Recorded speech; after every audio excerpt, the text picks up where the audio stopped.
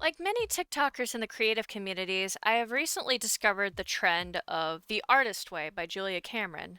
It's a very motivated and creative exercise. It requires you to write 3 pages a day, go on an artist date, and be aware of what is helping and hurting your creative process.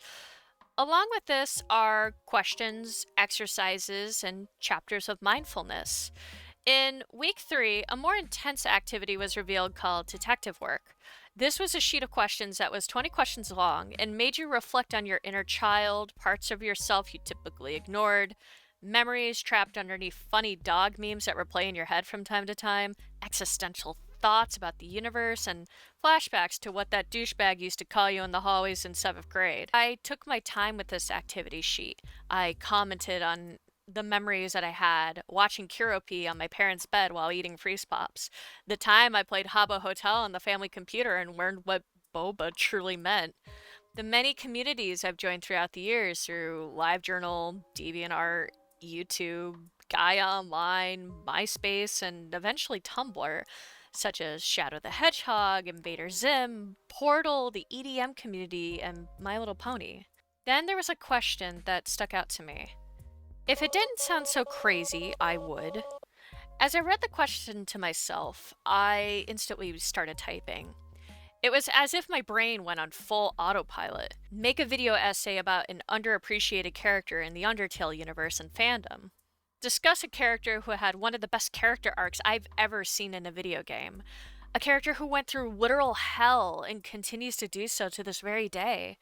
Not even the characters in Undertale themselves remember that they were saved by this character, prompting comments like, there was a white flash, a flower, and then nothing. I wrote that answer and something within me stirred. Any hobby or craft or event that reminds me of them slightly is so cathartic to me. Doing something like this, especially live on stream over the course of several hours, would be a dream, but it would be out of my comfort zone, let alone posting something like this to YouTube. I brought this project up to my boyfriend as an offhand comment, and he said I should do it. That was enough for me to research from the early morning and late into the night, non-stop for a whole week. And then, alongside playing Undertale after so long, present a PowerPoint explaining what makes his character shine and the beautiful tragedy of a soulless creature who just wanted what was right for his friends, his family, his community, and that nobody remembered. What was going to be a one-off live stream turned into a 14-hour experience. I laughed, I cried, I stayed determined. Please, please don't kill me. Please. No, no. Oh, come on. No, come on. No. Oh, I made the instant noodles again. Ah! Yay! Let's go. Oh my god. All right, we're getting there. I felt that familiar rush of dopamine when I saw them on screen again. I got serious. I got vulnerable. I was open and honest about myself. And then I was thankful. After 13 hours and 20 minutes, I closed the curtains. As I looked at the footage and the comments asking for highlights of the stream, I realized there was something more I could do with this. My boyfriend recommended another idea. Polish up the points that I spoke about when I was most delirious and make it into a full video. I put all my other projects on hold and I grazed through the hours of footage and started refilming. I wanted this to be a love letter to a character and the movement that happened after Undertale within this character's community. Today, I am the stage crew of Undertale's performance, and I am moving the spotlight away from the well-known characters to an individual who's been hiding in the coldness of the stage for too long. God of Hyperdeath-Asriel, or should I say, Flowey.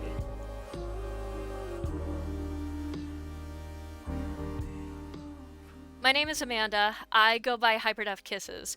I've been a fan since October of 2015, a fanfic writer for Asriel since late 2015, and a Hyperdeath-Asriel cosplayer since 2020. I don't think words can truly express how big of a fan I am, but I'm sure pictures can sure help. I wanted to talk about my experiences as an Asriel fan from Undertale's release in September of 2015 to 8 years later. How this stupid goat edgelord who existed on screen for literally 5 minutes ended up changing my whole life. Prior to this stream, I watched hours upon hours of gameplay footage. I gathered my notes, I screenshotted to the high heavens, pacifist, neutral, and genocide routes. I grabbed photos and screenshots from the Winter Alarm Clock, the Legends of Localization, the art book, the fandom, and the merch. I presented it all live to my friends. What I was originally going to do was take the highlights from the stream and then refilm the ending and then just make it into one video. I don't think you want to stick around for that long, so instead what I'm going to do is I'm going to take my entire playthrough of Undertale and make that into one video.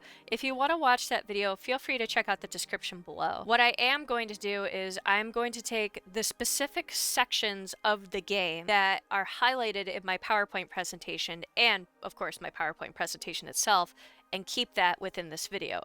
That way, this video is not going to be 7 hours long. Before I revert to the Asriel book club, there's a few things that I want you to keep in mind. This video will be covering some heavy topics such as mental health and as it relates to Flowey's backstory. Before these topics are discussed, a star will appear on screen along with a warning of what is going to be discussed. When this star is off screen, I'm no longer talking about these concepts. There are flashing lights within the playthrough of Undertale. If you have epilepsy or a sensitivity to flashing lights, there are some sections of this game that will have that. I will throw a quick warning. There are spoilers galore. I shouldn't warn this because this character is technically a massive spoiler. I'm basically talking about the end right at the start, because even lines and mentions at the start of this game nod to this character. I'm playing through the entirety of the neutral and the pacifist route. I will go through the genocide route material via screenshots and additional materials to save time. We're not doing a complete genocide analysis, just the points that might be relevant to Flowey and Asriel, i.e. new home and certain endings. Undyne, Asgore, Toriel, and Metaton don't have too many talking points surprisingly, so I won't be going into too much detail into that. We're also not doing a talk about Chara's morals, mostly due to how long this video is, and I feel like so many other people have summed up my feelings far better than I could. I'm just an Asriel fan. I'll touch on the theories I'm kind of going off of as it relates to the player, Chara and Flowey, and why he's interested in you, but that's pretty much it. Finally, we gotta go over some core gameplay notes and some reminders of Undertale's concept. Flowey's dialogue is very important. As I mentioned in the intro, Flowey is Asriel.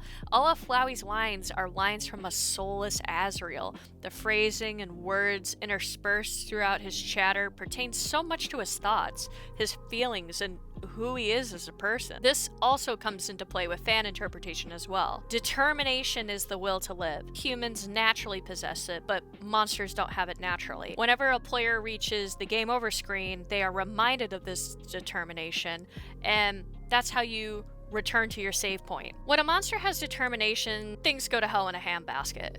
When a boss monster has determination, there are some interesting results. With that, we are rewinding time to December 15th, 2023. Let's talk about the Goth Go. Let's get into this.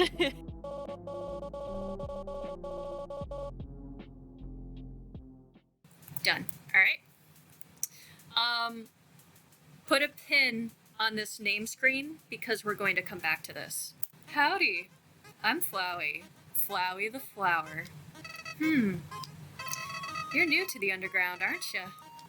Golly, you must be so confused. Someone ought to teach you how things work around here. I guess little old me will have to do. Ready? Here we go.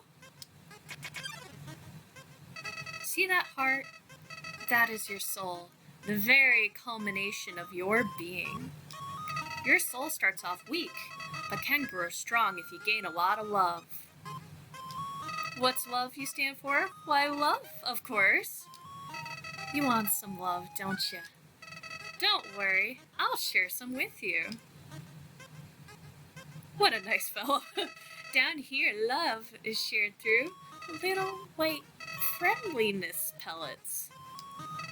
Are you ready? Move around, get as many as you can.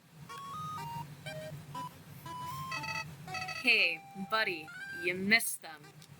Let's try again, okay?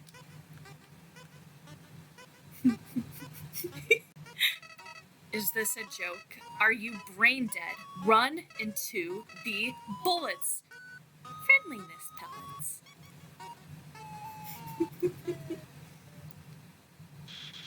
You know what's going on here, don't you? You just wanted to see me suffer. Die!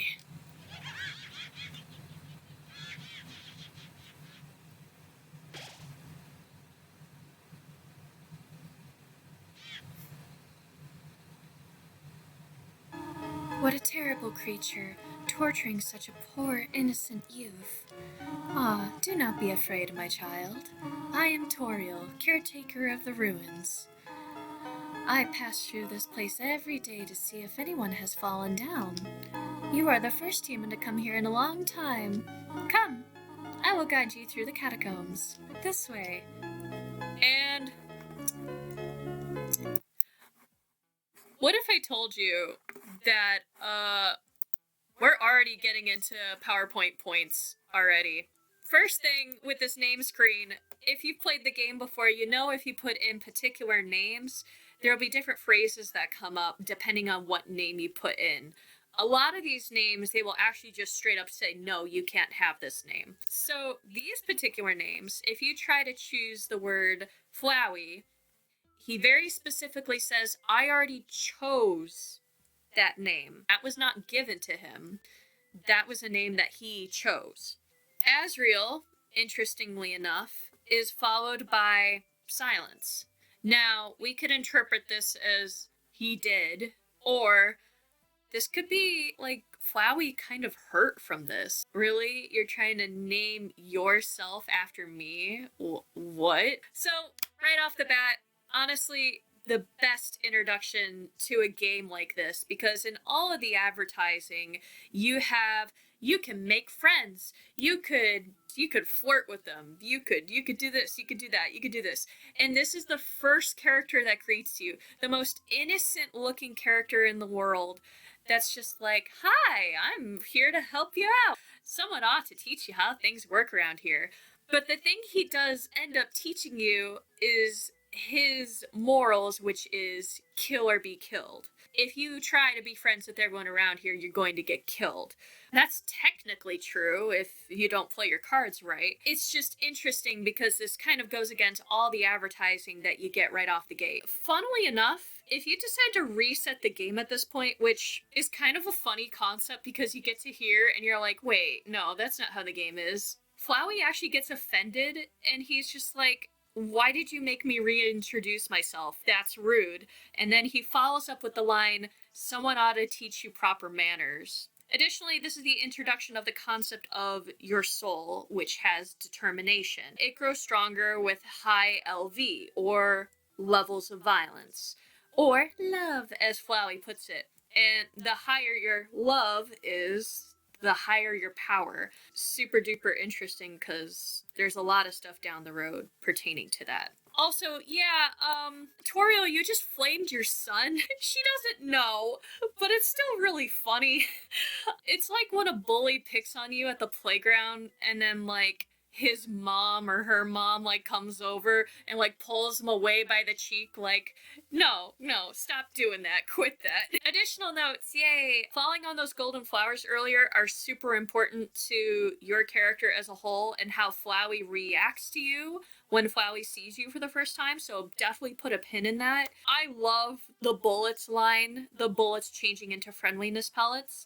Apparently this was actually really hard to do in localization. They said that that last character that's used in when they're localizing to Japanese, the problem that they had with trying to phrase it was the comedic timing of the, like, bullets to something that's more pleasant.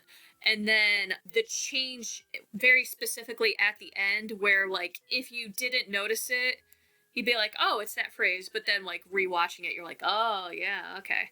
So they ended up running into a lot of troubles with that. Additionally, for localization, Flowey uses the term boku, which kind of gives off, like, this friendly, boyish vibe. And he still uses it all throughout the game. Even when he becomes God, even when he has all this power and he starts talking really crass to you, he still has that kind of, like, friendly vibe towards you, even though he's got this very sadistic kind of side to him. An interesting note about Flowey's design is that Flowey was originally based off of Face from the NES Godzilla creepypasta. If you are a creepypasta fan at all, seriously check out the creepypasta of this. The amount of dedication the developer took, nailing the tone, the sprite work, the story arc all throughout is honestly really fascinating. So the faces that appear in that creepypasta kind of look like that screenshot that's kind of in the bottom corner. There's a quiz portion in the NES Godzilla. They ask all these really weird questions where it's like, would you hurt someone? Yes or no? Or like, if you knew somebody was locked in the back of a truck, would you pull them out? Yes or no? And like, depending on your reaction to that, the face of that little quiz thing would change. It turns more sadistic once it gets into more sadistic questions, so it definitely has that like Flowey like vibe, and it's great to see like indie creators inspire other indie creators. So, and we're gonna get back here probably towards the end of Toriel's battle, so we're not gonna see the PowerPoint for a little while. Let us hop right back into it. All right, cinnamon or butterscotch? Oh, we have a vote for cinnamon. You know what? Just for you, I will pick cinnamon. Hey, we did it. Okay, we're at Toriel's house. Nice, awesome. It's you. You want to leave so badly? You're just like the others. I know you want to go home, but please go upstairs now. I promise I'll take good care of you here. I know we do not have much, but we can have a good life here. Why are you making this so difficult? Please, go upstairs. Pathetic, is it not? I cannot save even a single child. No, I understand. You would just be unhappy trapped down here. The ruins are very small once you get used to them. It would not be right for you to grow up in a place like this. My expectations, my loneliness, my fear. For you, my child, I will put them aside. If you truly wish to leave the ruins, I will not stop you. However, when you leave, please do not come back. I hope you understand. Aww, big hug from Toriel. Hugs for Toriel. Aww. Goodbye, my child. Bye. Aww. Bye, Toriel. Thanks, Mom. Clever. Very clever. You think you're really smart, don't you? In this world, it's kill or be killed. So you were able to play by your own rules. You spared the life of a single person. I bet you feel really great. You didn't kill anyone this time. But what will you do if you meet a relentless killer? You'll die, and you'll die, and you'll die, until you tire of trying. What will you do then? Will you kill out of frustration? Or will you give up entirely on this world and let me inherit the power to control it? I am the prince of this world's future. Don't worry, my little monarch. My plan isn't regicide. This is so much more interesting. It's time to go back to the PowerPoint! We just went through the pacifist ending for the ruins, which has a great deal of interesting dialogue, specifically from Flowey. Again, he re-emphasizes his intentions. It's kill or be killed. You already know the risk of, like, trying to be good. He re-emphasizes that what happens if you give in, you know? You only have 20 HP. You're gonna get hit a lot. You're gonna die a lot. You're gonna die and die and die and die. And then eventually, out of frustration, you're gonna give in. You're gonna give in to killing a monster, and what that kind of leads into like his further intentions of like, ooh, would you want to kill all these monsters and become really powerful, or would you like to continue to be weak so that eventually I can inherit this universe being Undertale. I am the prince of this world's future. This line is skipped so often. Prince is a very important keyword here because he could either say he's the god of this world, which we're going to get to down the road. He specifically says prince. That's Asriel. He's the prince of the underground. This royalty theme continues on with the next line, which is, "Don't worry, my little monarch, my plan isn't regicide." Regicide, for people who don't know, is the killing of a king. The interesting part about this line is he's not referring to Asgore, because it's clear that he could kill Asgore if he wanted. He wants to see how you react first. Are you going to eventually give in to killing? Or are you going to continue to be pacifist and eventually die to the king? He's not referring to Asgore as the king in this line. He's referring to you because you have the potential to wipe out everything if you wanted to. So he's being patient. He's being coy. He's like, I want to see what you do. I want to see your potential. So if you ran through the ruins and you killed a couple people, Flowey definitely shames you for this. And it's interesting because his dialogue during this is kind of like a double-edged sword. Like, there's a little bit of disgust that you did go to the extent of killing people and whatnot. He also kind of is like disgusted that you didn't finish the job. You didn't do that to everybody. You were very selective with who you killed. This is really interesting because it's like, well, why didn't you finish it? Why didn't you finish the job? Why didn't you complete it? So he has several lines like, Vegetoid, all these monsters. Did you think any of those monsters had families? I love that line. It makes me cackle just because Flowey could give less of a shit about the monsters' families and stuff.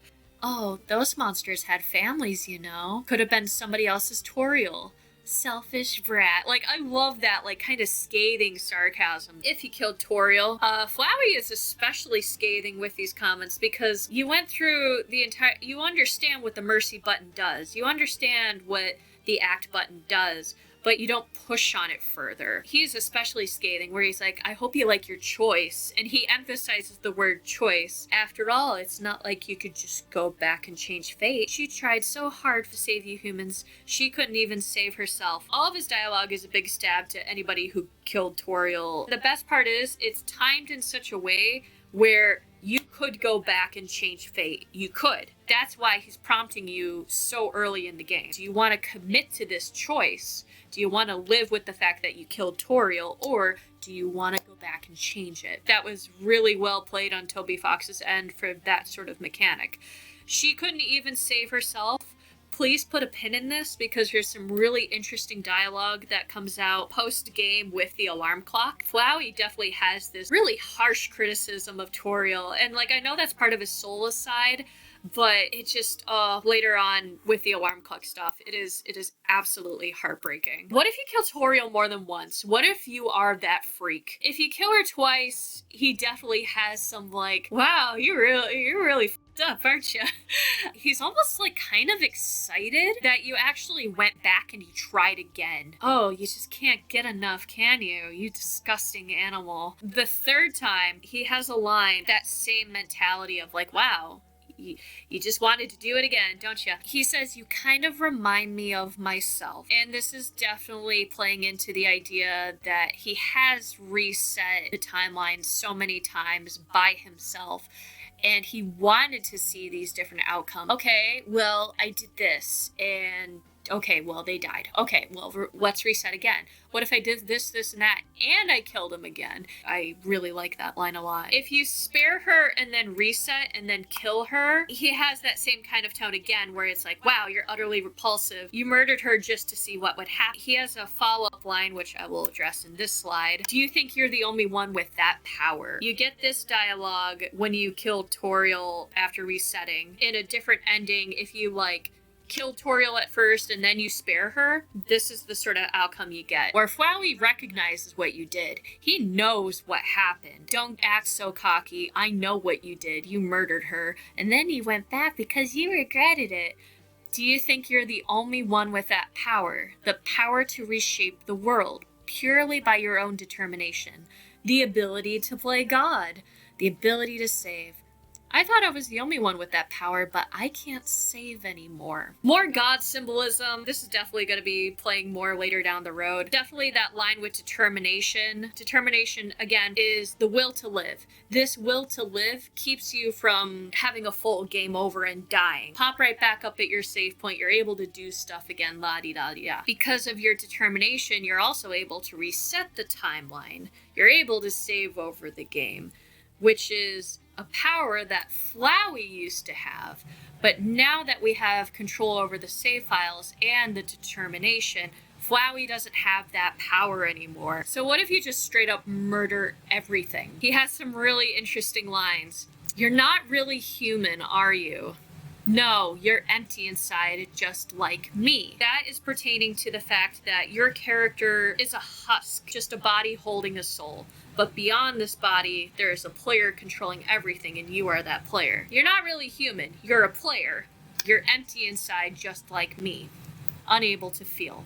Able to kill. Able to do all these actions without disregard. And the interesting thing is, he immediately recognizes you at this point. You're Chara, or you're the name that I would give it. So in this case, it would be Amanda. You're Amanda, right? It's just super interesting at this point that he recognizes you. There's an opportunity in the genocide route where your character comes more into light. Your character slowly turns into the human that he initially cared about. That human that feels vengeance and anger towards the humans because they killed Chara, or the first human, and Asriel. And because of both these characters dying, you could either take the genocide route, which is this vengeance, this hatred, this screw everybody, everyone's gonna die, or you take the nicer route, and we'll get more into the nicer route meaning and tone in a little bit too. You're your name, right? Listen, I have a plan to become all-powerful, even more powerful than you and your stolen soul. The player and the human's husk of a body. We're just controlling Frisk. Frisk is just a husk. It's a human. We are the player, taking control, taking the strings. Also with the remnants of determination, or Chara's soul. We, players, are soulless. Just clip that and just, you're soulless. More genocide route notes. I love this so much. After the genocide route, Flowey surprises us with a weird voice clip saying, "It's a wonderful idea," which is really, really jarring. This is actually from a 1965 McDonald's ad. What would you like to do? Party. That's a wonderful idea. That's a wonderful idea. Oh. Here they are. Triple, thick McDonald's shake. You can get a lot in these bags. Can't you? Alright, the next time we're revisiting this PowerPoint is after Snowden, so we have a lot to catch up on, so let us get back to the game.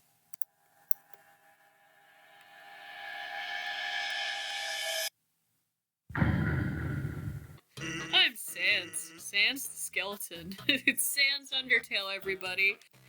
You know what's up, brother? It's been 8 days and 8 years. Then I, the great Papyrus, will get all the things I utterly deserve. Respect, recognition. I will finally be able to join the royal guard. People will ask, too. Be my friend? I will bathe in a shower of kisses every morning. Maybe this will help you. Actually, hey, I hate to bother you, but can you do me a favor? I was thinking, my brother's been kinda down lately. He's never seen a human before, and seeing you might just make his day. Don't worry, he's not dangerous. Even if he tries to be. Thanks a million. I'll be up ahead. Hey, here's something important to remember. My brother has a very special attack. If you see a blue attack, don't move and it won't hurt you. Here's an easy way to keep that in mind. Imagine a stop sign. When you see a stop sign, you stop, right? Stop signs are red, so imagine a blue one instead. Simple, right? When fighting, think about blue stuff. And it's yellow. It's now yellow. Yeah, okay. Written in yellow, That might actually be another interesting note, because he does have another wine. We'll get to it after we get into the PowerPoint with Flowey, and it's very specifically about echo flowers and the coloring of the text. That's okay.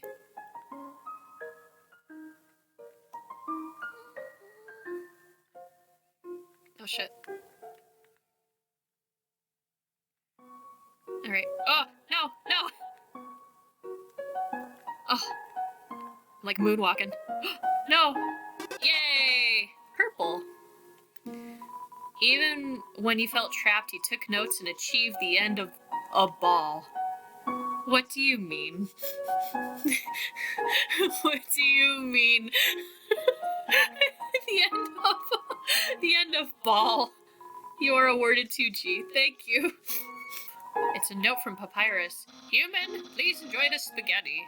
Little do you know, the spaghetti is a trap. Designed to entice you. You'll be so busy eating it that you won't realize that you aren't progressing. Thoroughly jaded again by the great Papyrus. Yeah. What do you tell Papyrus about his spaghetti? He ate it. Really? Wow. No one's ever enjoyed my cooking before. Well then, fret not, human. I, Master Chef Papyrus, will make you all the pasta you could ever want. Human, allow me to tell you about some complex feelings. Feelings like the joy of finding another pasta lover, the admiration for another's puzzle-solving skills, the desire to have a cool, smart person think you are cool. These feelings, they must be what you are feeling right now. I can hardly imagine what it must be like to feel this way. After all, I am very great. I don't ever wonder what having lots of friends is like. I pity you, lonely human. Worry not, you shall not be lonely no longer. I, the great Papyrus, will be your... No. No, this is all wrong. I cannot be your friend. You are a human. I must capture you. Then I can fulfill my lifelong dream. Powerful, popular, prestigious. That's Papyrus, the newest member of the Royal Guard. Time for groovy music. I can see you shaking in your boots. Therefore, I, the great Papyrus, elect to grant you pity. I will spare you, human. Now here's your chance to accept mercy. All right. It's one down, and I will give you directions to the surface. Continue forward until you reach the end of the cavern. Then, when you reach the capital, cross the barrier. That's the magical seal trapping us all underground. Anything can enter through it, but nothing can exit. Except someone with a powerful soul. Like you! That's why the king wants to acquire a human. He wants to open the barrier with soul power. Then us monsters can return to the surface. Oh, I almost forgot to tell you. To reach the exit, you will have to pass through the king's castle. The king of all monsters. He is... well... he's a big, fuzzy pushover. Everyone loves that guy. I am certain if you just say, "Excuse me, Mr. Dreamer, can I please go home?" He'll guide you right to the barrier himself. Anyway, that's enough talking. I will be at home being a cool friend. Spaghetti. That's what you're thinking, isn't it? Right? But oh so wrong. This ain't any plain old pasta. This is an artisan's work. Silken spaghetti, fine aged in an oaken casket. And an oaken casket, that was a mistake on my end, but that would fit Papyrus. Like, spaghetti aged in a casket, that'd be cool. Then cooked by me, Master Chef Papyrus. Human, it's time to end this. There's no way this can go any further. I'm gonna eat the spaghetti. You take a small bite. Your face reflexively scrunches up. The taste is indescribable. What a passionate expression! You must really love my cooking, and by extension, me! Maybe even more than I do. Ah! Ah! No! Yeah, I just die immediately from eating the spaghetti. We got friend zoned, everybody. Well, He did say he liked being in the friend zone, so technically, I'll keep being your cool friend. Oh, and if you ever need to reach me, here's my phone number. You can call me anytime. Platonically. Well, gotta go. Yeah. The Echo Flower section. All that gives my life validation is explaining the Echo Flower. No one can know. Never trust a flower. That's one of the constants. Put a pin in that. I'm going to Grillby's. You want to come? Yeah. Well, if you insist. I'll pry myself away from my work. Over here. I know a shortcut. So, what do you think of my brother? I think he's cool. Of course he's cool. Anyway, cool or not, you have to agree Papyrus tries really hard. Like how he keeps trying to be part of the Royal Guard. One day, he went to the house of the head of the Royal Guard and begged her to let him be in it. Of course, she shut the door on him because it was midnight. But the next day, she woke up to see him still waiting there. Seeing his dedication, she decided to give him warrior training. It's still a work in progress. Oh yeah, I wanted to ask you something.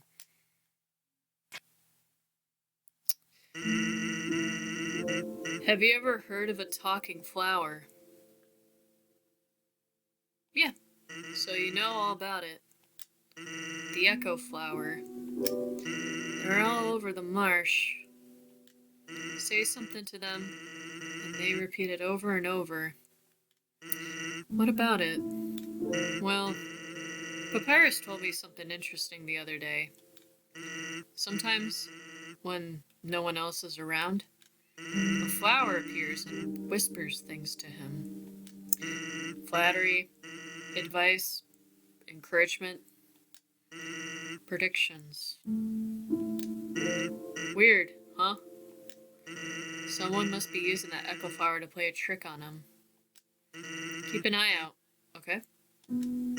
Thanks. Well, that was a long break.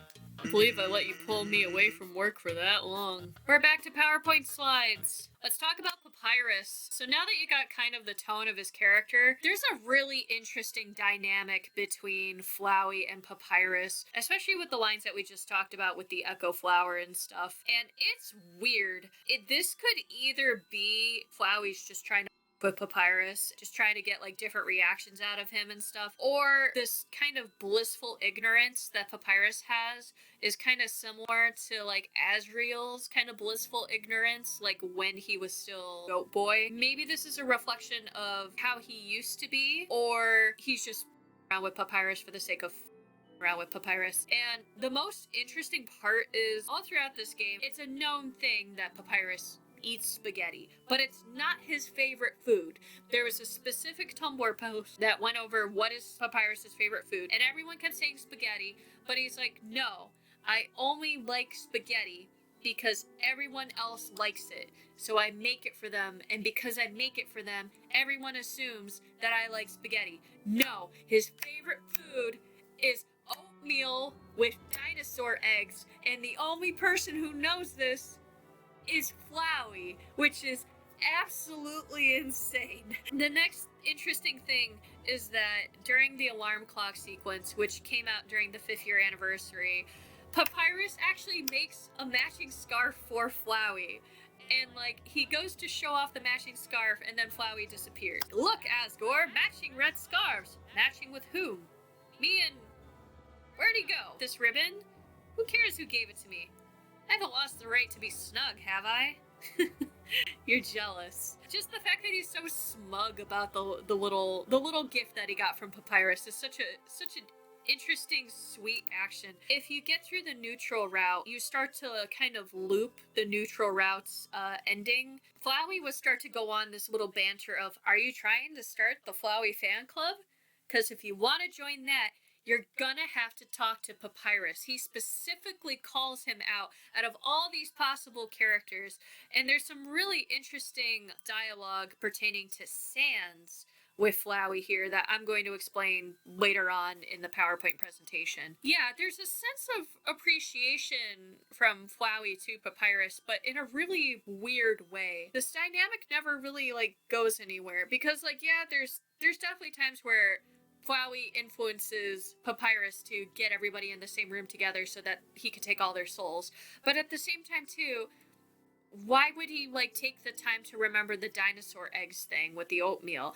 Why would he continuously talk to Papyrus and try to be his friend? Why are they having matching scarves for Christmas? He could have just said, no, F you, I'm gonna do my thing. But he takes the scarf. I don't know. It's just such an interesting dynamic. We just had our whole talk about echo flowers. A blue flower that's able to repeat back text over and over and over and over again. There's a little bit more echo flower stuff later on with Waterfall. Brett pointed this out with one of the texts. The stop sign was first red, then blue, then yellow. He does this again. Sans warns the player of a talking flower, and the text is colored yellow. We get the immediate implication that this is Flowey. This is the flower that he's trying to reference, but then he goes on to say it's the echo flower. This is incorrect, obviously. There's a good reason with this. I'm gonna go more into that with the whole timeline thing later on in this presentation, but I think part of it may be because Sans is in a timeline where he is aware of Flowey, but he doesn't know what he looks like. He recognizes that there is timeline changes. Oh my god, the timeline could reset at any time. Why am I holding on to this? Why am I trying and stuff? And he kind of gets that hopeless kind of feeling, which might be the reason why, like, he doesn't really care, why he's kind of sluggish, why he doesn't want to put an effort towards anything, because at any point, the whole timeline could slip away, and then what would be the point of all that hard work? So I could understand where he's coming from, like 100%. Let's continue up to Gerson's shop. It's all the way, it's by Still Waters, I believe, and we'll talk more about echo flower stuff along the way and notable landmarks. A long time ago, monsters would whisper their wishes to the stars in the sky. If you hoped with all your heart, your wish would come true. Now, we all have these sparkling stones in the ceiling. Wishing room. Alright. Put a pin in this. Ancient writing covers the walls. You can just make out some of the words. The war of humans and monsters. Why did the humans attack? Indeed, it seemed that they had nothing to fear. Humans are unbelievably strong. It would take the soul of nearly every monster just to equal the power of a single human soul. But humans have one weakness. Ironically, it is the strength of their soul. Its power allows it to persist outside the human body, even after death. Even if a monster defeats a human, they can take its soul. A monster with a human soul, a horrible beast with unfathomable power. It's an illustration of a strange creature. There's something very unsettling about this drawing. Oh, we're here! Oh, I'm gonna be really sad. How many times am I gonna cry during this stream? That's a real question. I'm not gonna play the piano bit because it takes me forever. Like, the puzzles already took me forever. 58 million times, excuse me. You know what? I'll take the billion. This power has no counter. Indeed, a human cannot take a monster's soul. When a monster dies, its soul disappears. An incredible power would be needed to take the soul of a living monster. There is only one exception. The soul of a special species of monster called a boss monster. A boss monster's soul is strong enough to persist after death, if only for a few moments. A human could absorb this soul, but this has never happened. Bullshit. This has happened, and now it never will. It could happen again. Oh, it's a statue. Its structures at the feet seem dry. Please take one. Yep. Alright.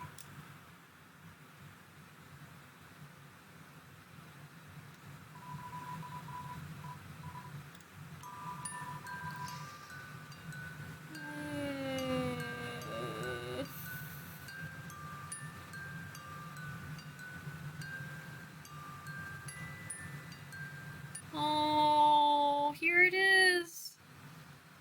Oh. The humans, afraid of our power, declared war on us. They attacked suddenly, without mercy. In the end, it could hardly be called a war. United, the humans were too powerful and us monsters too weak. Not a single soul was taken, and countless monsters were turned to dust. It sounds like it came from over here. Oh, you've fallen down, haven't you? Are you okay? Here, get up. Amanda, huh? That's a nice name. My name is...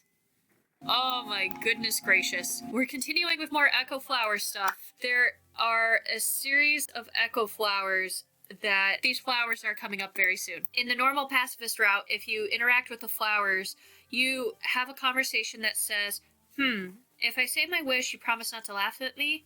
Of course I won't laugh. Someday, I'd like to climb this mountain that we're buried under, standing under the sky looking at the world all around. That's my wish. Hey, you said you wouldn't laugh at it. Sorry, it's just funny. That's my wish too. This is an implied Chara Asriel conversation, the wishing to go see the surface and see the sky. I think with the star themes too, that definitely kind of gives a little bit of Asriel vibes. I don't know if it's 100% confirmed, but that's kind of the vibe I get off of it. There's a secret pacifist thing where if you interact with like the second flower that's in that room, you get this text saying, oh, where could that child be? I've been looking all over for them. That's not true. She'll find another kid and instantly forget about you, and you'll never see her again. This is really interesting, especially with the themes of doing the right thing and being friends with everyone, getting you killed, putting yourself in such a position that everyone will just forget about you anyways, so what's the point? What's the point of being nice? Genocide route, you hear Toriel's voice in kind of like this purgatory, and it's like, where am I? It's so cold here, it's so dark. Someone please help me, anyone help me, please. But nobody came. And there's a lot of themology with the phrase, but nobody came, that becomes really, really important later on. The statue, yeah, it makes me sad every time I see it. This is obviously a memorial for Chara and Asriel's loss. It's meant to represent both royal children dying to what had happened of them trying to break the barrier. Why is this statue here? If this is such a beautiful statue that seems to react to water, why is it in the middle of nowhere?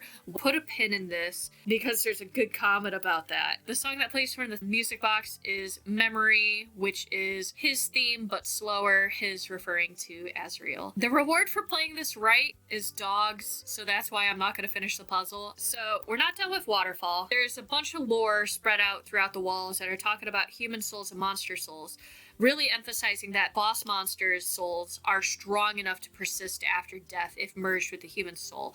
This is going to become important later. Such a nice touch with the flashback sequence. Frisk falling off of the ledge that Undying cuts off, and then having the kind of intro where Chara, or the first human, had fallen down. Oh, it sounds like it came from over here. You've fallen down, have you? Are you okay? Here, get up. That's a nice name.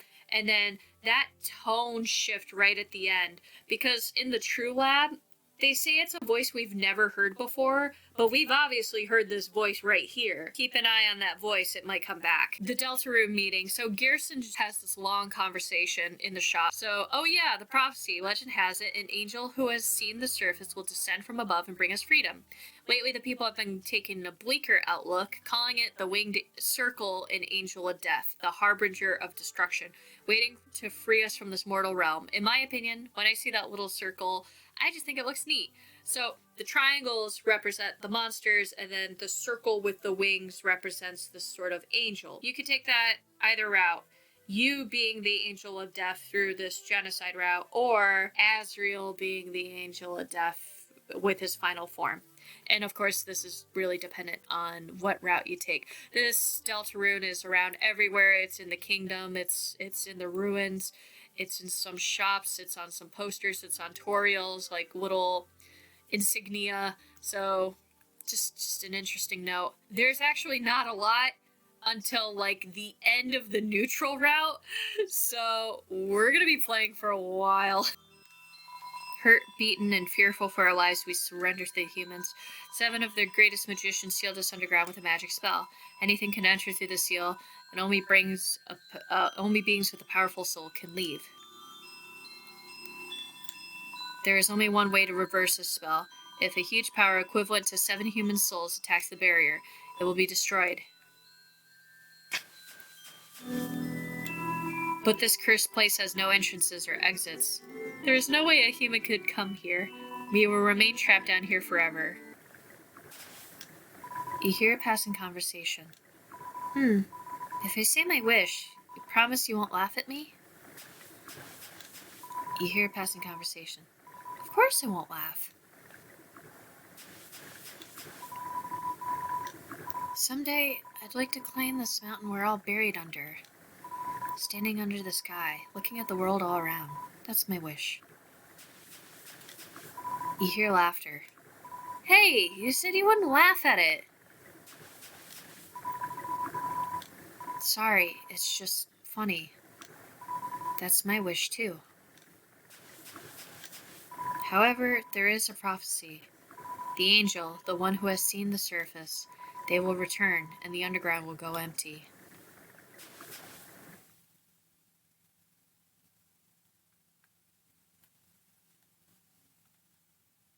Seven human souls, and King Asgore will become God. 6. That's how many we've collected so far. Understand? Through your 7th and final soul, this world will be transformed. You're standing in my way of everyone's hopes and dreams. Your life is all that stands between us and our freedom. Right now, I can feel everyone's hearts pounding together. Yeah, no, definitely an Asriel reference for sure. Alright, cool. Undyne is done. Alright. Hi. I'm Dr. Alphys. I'm Asgore's royal scientist. I'm not one of those bad guys. Actually, since you stepped out of the ruins, I've, been observing your journey through my console. Your fights, your friendships, everything. I was originally going to stop you, but watching someone on the screen really makes you root for them. So, I kind of want to help you. Using my knowledge, I could easily guide you to the Hotland. I know a way around to Asgore's castle, no problem. Muffet is, mad that we stomp on spiders. Please, please don't kill me. Please. No, no. Oh, come on. Oh my god, no, no, no, no, no. No, no, no, come on, no, no.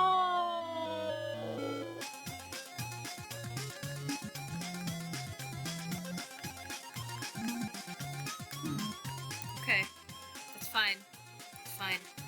Right.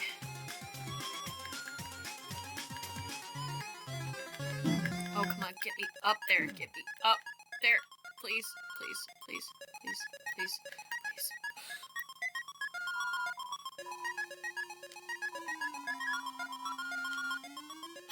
Yay! Oh! Oh my god, finally. Oh my god, I feel dizzy. Holy sh**. The things we do for Asriel. It's a poster from Metaton's latest stage performance, a tragic tale of two star-crossed lovers kept apart by the tides of fate. We all love Asriel. Oh, this is an Asriel appreciation stream. We're doing it for Asriel. It's 2 a.m. I'm very hungry. It's been 8 hours, and we still haven't met Asriel. Very tired. I'm really sad. Gonna have some goldfish after this. Yeah, I'm gonna have some goldfish. Oh, man. So sad. Me when no Asriel. So sad. All thanks to you. I mean, you were the one doing everything cool. I just wrote some silly programs for your phone. Hey, this might sound strange. Can I tell you something? Before I met you, I didn't really I didn't really like myself very much. For a long time, I felt like a total screw-up. Like I couldn't do anything without ending up letting everyone down. But guiding you has made me feel a lot better about myself. So thanks for letting me help you. Anyway, we're almost to the core. It's just past MTT Resort. Come on, let's finish this. One day, though, I noticed she wasn't laughing very much. I asked her what was up. Then she told me something strange. If a human ever comes through this door, could you please promise something? Watch over and protect them, will you not? No, I hate making promises. And this woman, I don't even know her name. But someone who sincerely likes bad jokes, has integrity you can't say no to. Do you get what I'm saying? That promise I made to her. You know what would have happened if she hadn't said anything? Buddy. You'd be dead where you stand.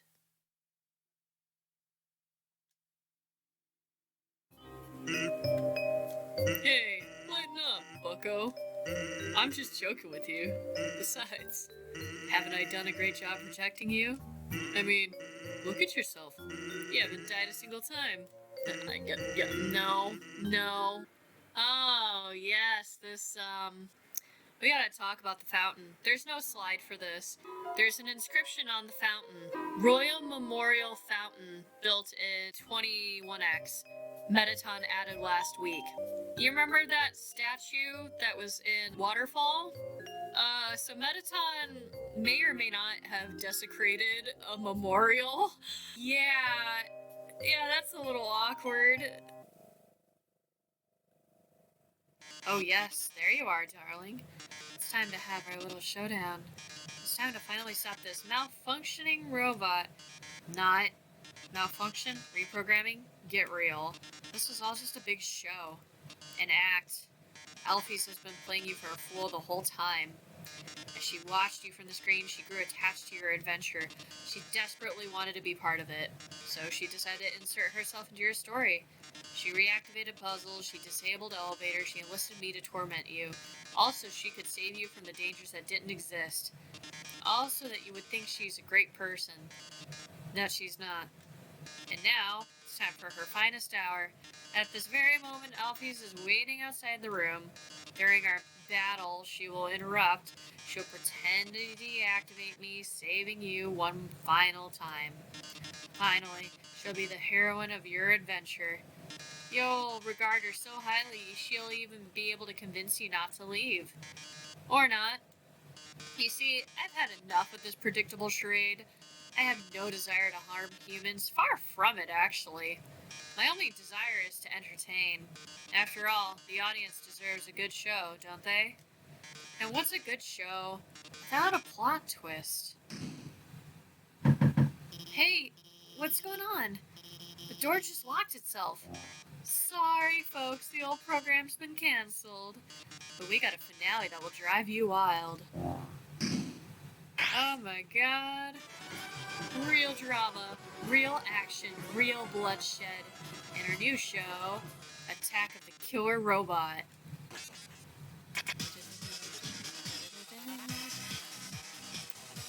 Alright.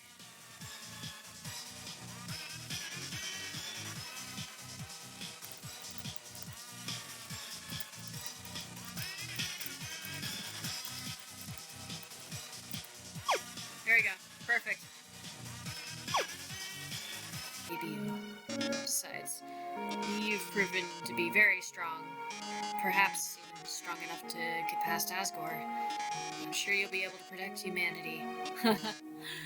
It's all for the best, anyway. Oh, it's really sad. I managed to open the lock. Are you... Oh my god. Metaton, are you...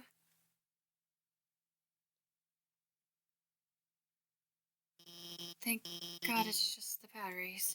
Mettaton, if you were gone, I would have. I mean, hey, it's no problem, you know? He's just a robot. If you mess it up, I could always just build another. Why don't you go on ahead?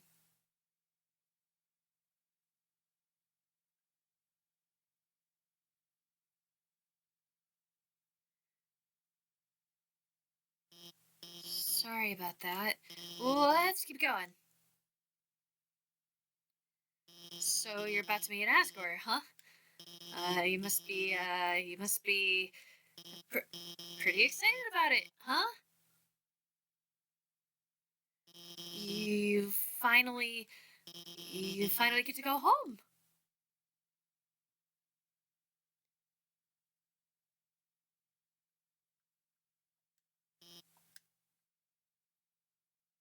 Wait, I mean, um, I, I was just going to, um, say goodbye and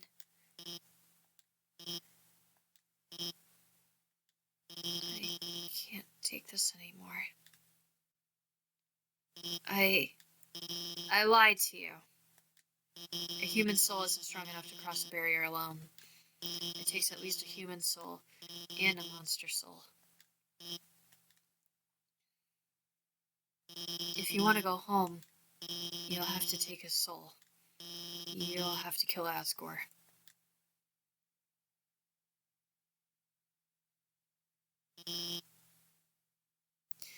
I'm sorry.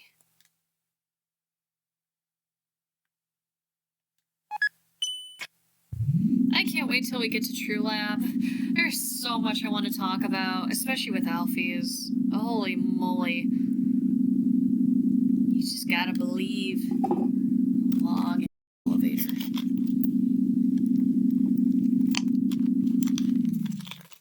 Doing good though. Still got a lot of energy. We're gonna keep it up. Oh, now I'm gonna get sad. Oh no. I'm probably gonna tear up a little bit during this. Don't be surprised.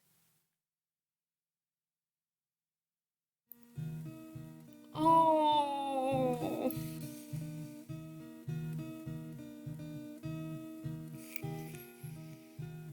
Oh, this sucks. Oh, I'm already hit with feels. We haven't even gotten into stuff yet. Oh, oh.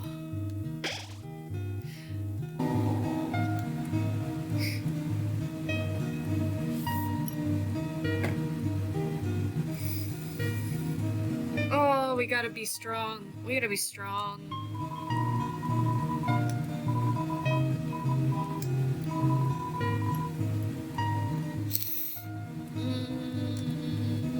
Poop.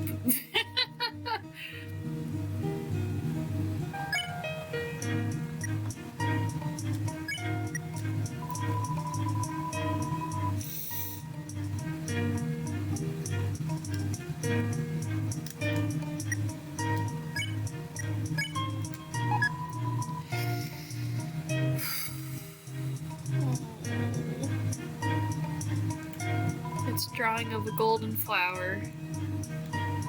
What a comfortable bed. If you laid down here, you might not ever get.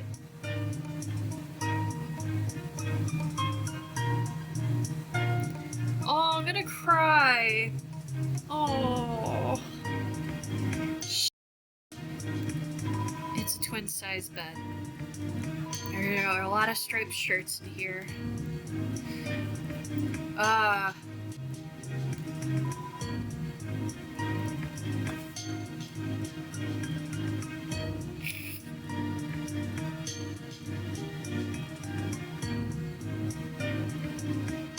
That sucks.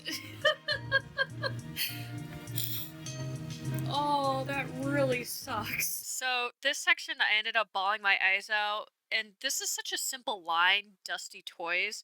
Of course, the interpretation of old toys collecting dust because the kids are dead is already really dark, but there's some additional context that makes this interpretation 10 times worse. If you go to the library in Snowdon, there is a section dedicated to monster funerals. When a monster kicks the bucket, they turn into dust. Something I should have mentioned at some point during the slideshow, but I forgot. The departed monster's loved ones spread their ashes on their favorite things as part of the funeral. So that's not just dusty toys. Those are toys with Asriel's ashes on them. And that's why I'm bawling. A human fell into the ruins. Injured by its fall, the human called out for help. You took the key and put it on your phone's keychain. Nose nuzzling champions, 98.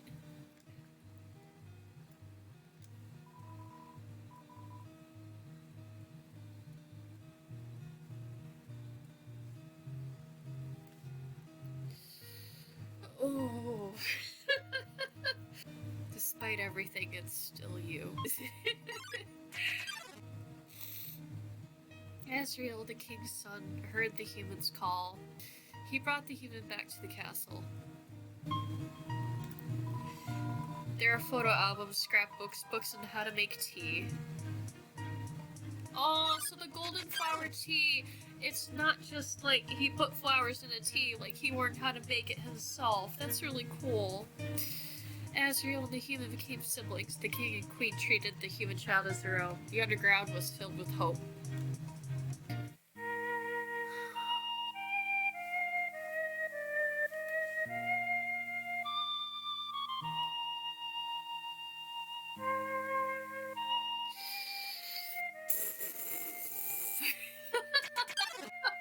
God. Then one day the human became very ill.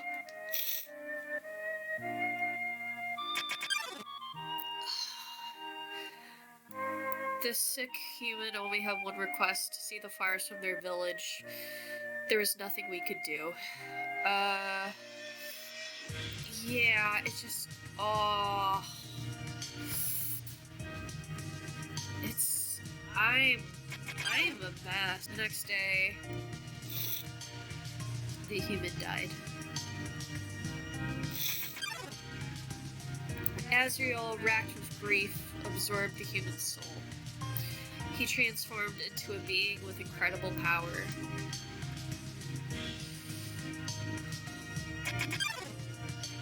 Yeah, it's the boy. It's the boy. Asriel crossed through the barrier. He carried the human's body into the sunset, back to the village of the humans. Yeah, I'm a mess. Asriel reached the center of the village. There, he found a bed of golden flowers. He carried the human onto it.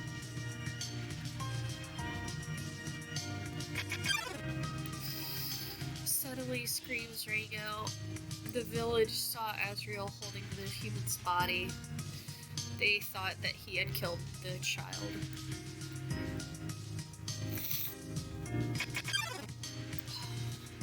The humans attacked him with everything they had. He was struck blow after blow. Asriel had the power to destroy them all.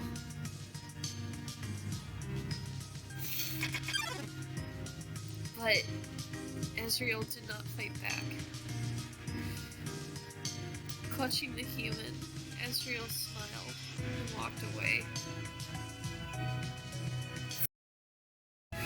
God damn it.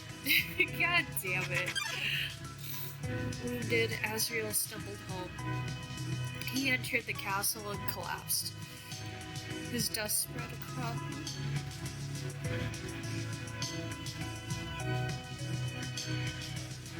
Oh.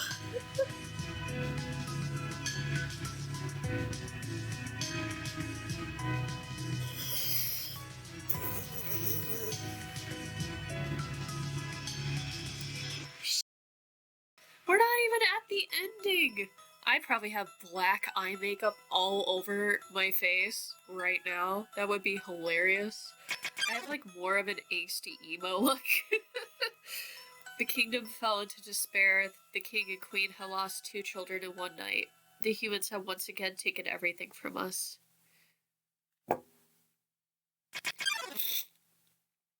The king decided it was time to end our suffering. Every human who falls down here must die. With enough souls, we can shatter the barrier forever. Asriel did nothing wrong. It's not long now. King Asgore will let us go, will give us hope, will save us all. Screw humans, bro. Yeah, right? You should be smiling. Aren't you excited? Aren't you happy? No, I feel like I got kicked in the face. You're going to be free. In a few moments you will meet the king. Together, you will determine the future of the world. Now, you will be judged. You will be judged for every action. You will be judged for every XP you've earned. What's XP? It's an acronym. It stands for execution points. A way of quantifying the pain that you've inflicted on others. When you kill someone, your XP increases. When you have enough XP, your love increases. Love, too, is an acronym. Stands for levels of violence. A way of measuring someone's capacity to hurt. The more you kill, the easier it becomes to distance yourself. The more you distance yourself, the less you will hurt. The more easily you can bring yourself to hurt others. But you never gained any love. Yay! We're good. We're all good in the hood. Of course, that doesn't mean you're completely innocent or naive, just that you kept a certain tenderness in your heart. No matter the struggles or hardships you faced, you strive to do the right thing. You refused to hurt anyone. Even when you ran away, you did it with a smile. You never gained love, but you gained love. Does that make sense? Maybe not. But you didn't get this far by giving up, did you? That's right. You have something called determination. So, as long as you hold on, as long as you do what's in your heart, I believe you can do the right thing. We're all counting on you, kid. Good luck. Aww.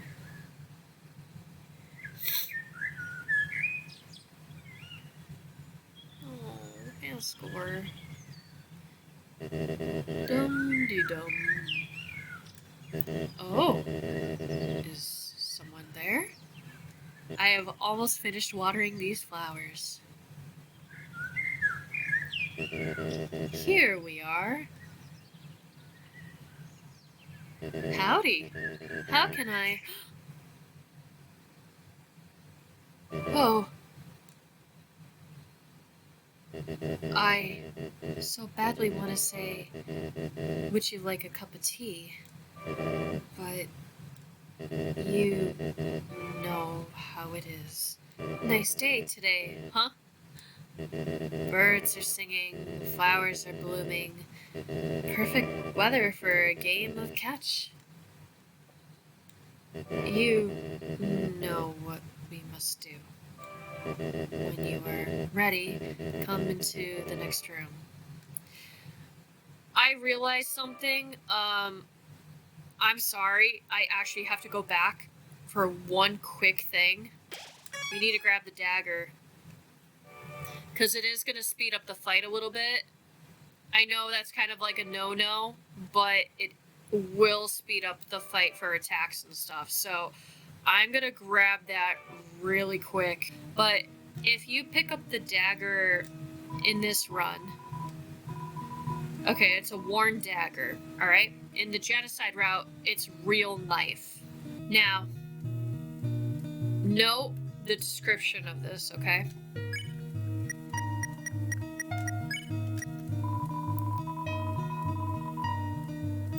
Perfect for cutting plants and vines.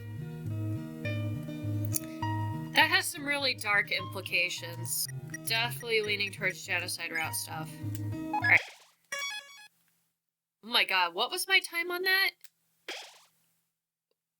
444 minutes and 40 seconds.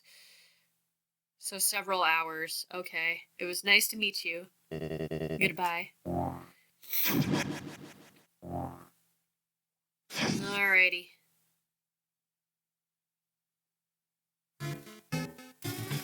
your fingers crossed, folks.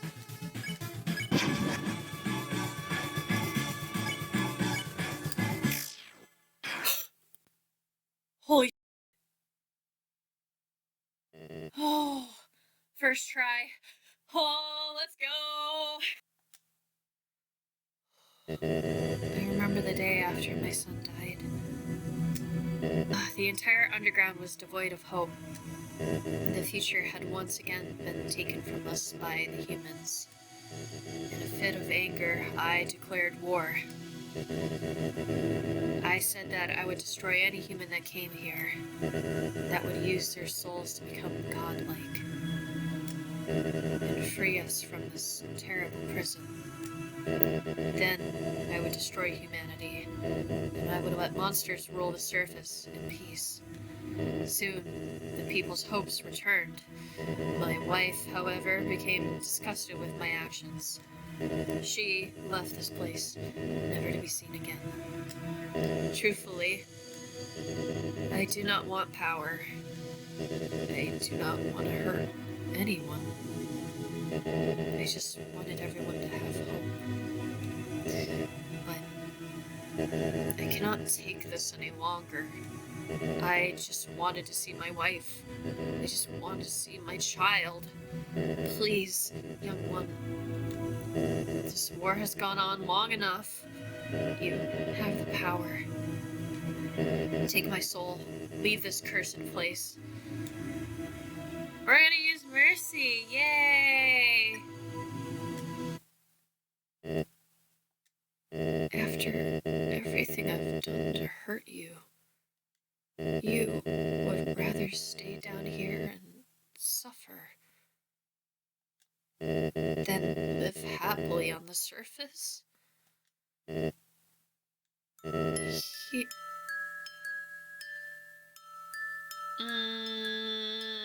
Come on. You can't be doing this to me.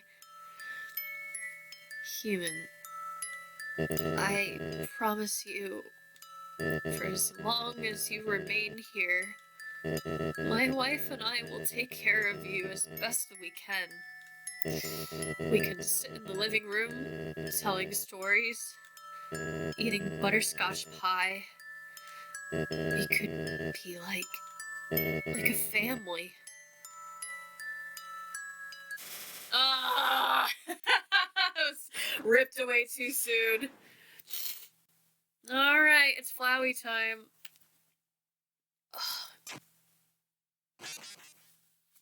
I know, right? You idiot. You haven't learned a thing in this world. It's kill or be killed.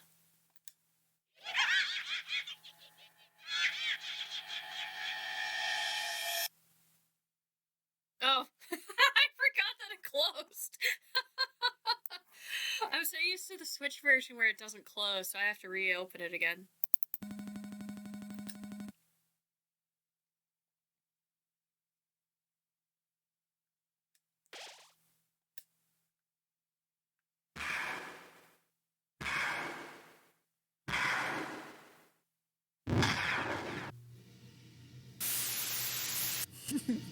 Howdy.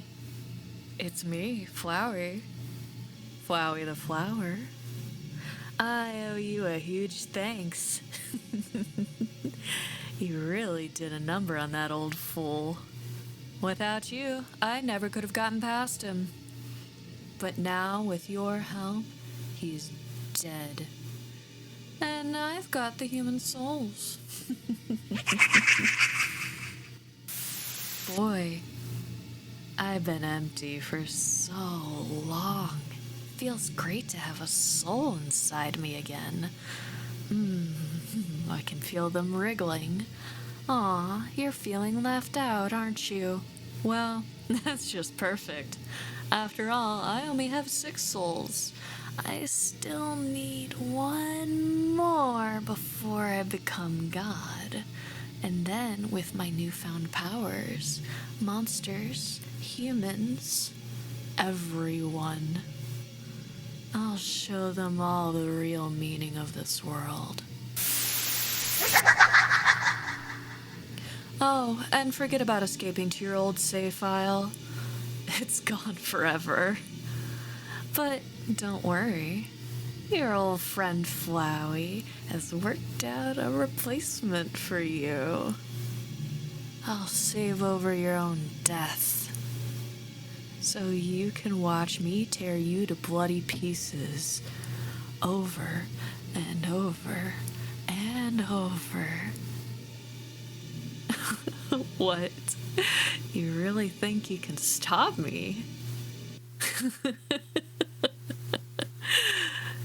You really are an idiot. Oh god, here we go.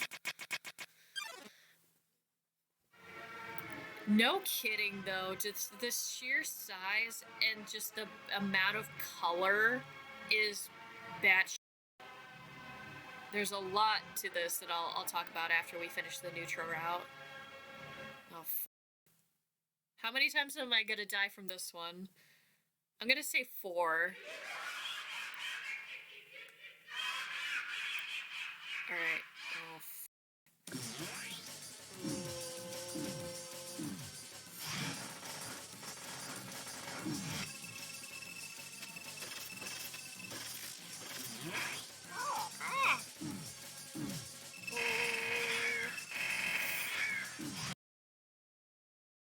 get out of the way.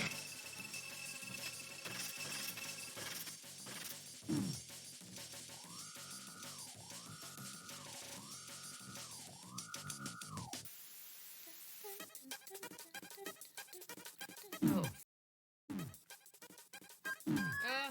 Act! I know, that McDonald's ad from the 60s, man. Alright, good. Oh, shoot. Alright, here we go. Let's go!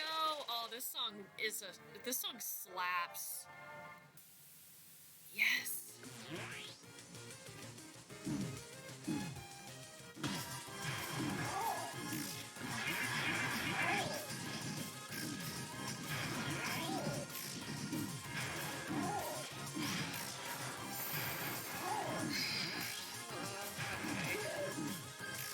Oh, it's that terrifying kid again.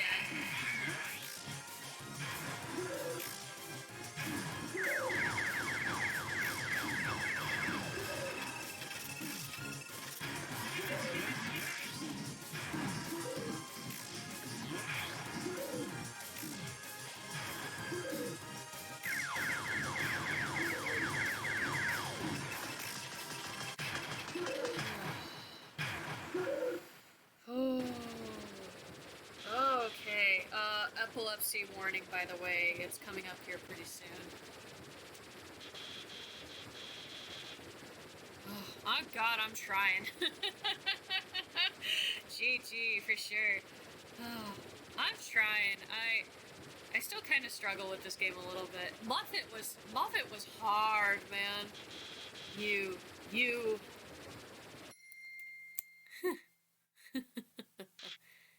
You idiot. Oh, yep.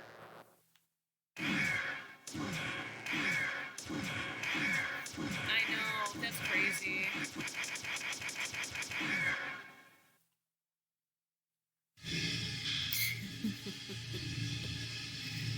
Did you really think you could defeat me? I am the god of this world, and you're hopeless. Hopeless and alone. Golly, that's right.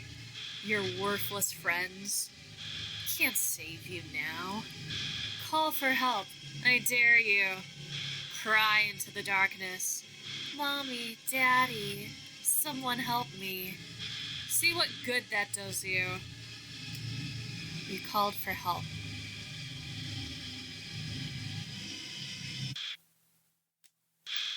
But nobody came. Boy, what a shame. Nobody else is gonna get to see you die. That's just about enough, mister.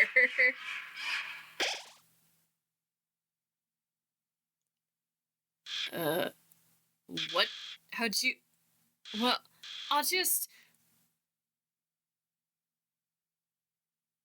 Where are my powers? The souls? What are they doing? No, no! You can't do that! You're supposed to obey me! Stop! Stop it! Stop!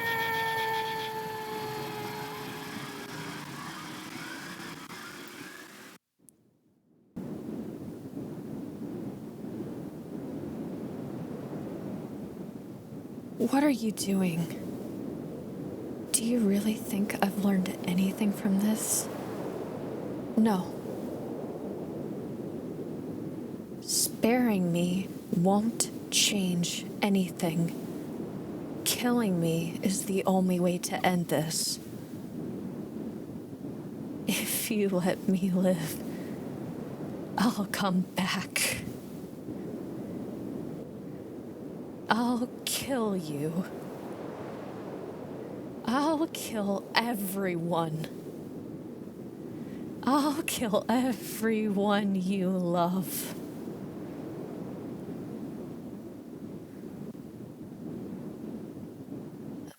Why? Why are you being so nice to me? I can't understand.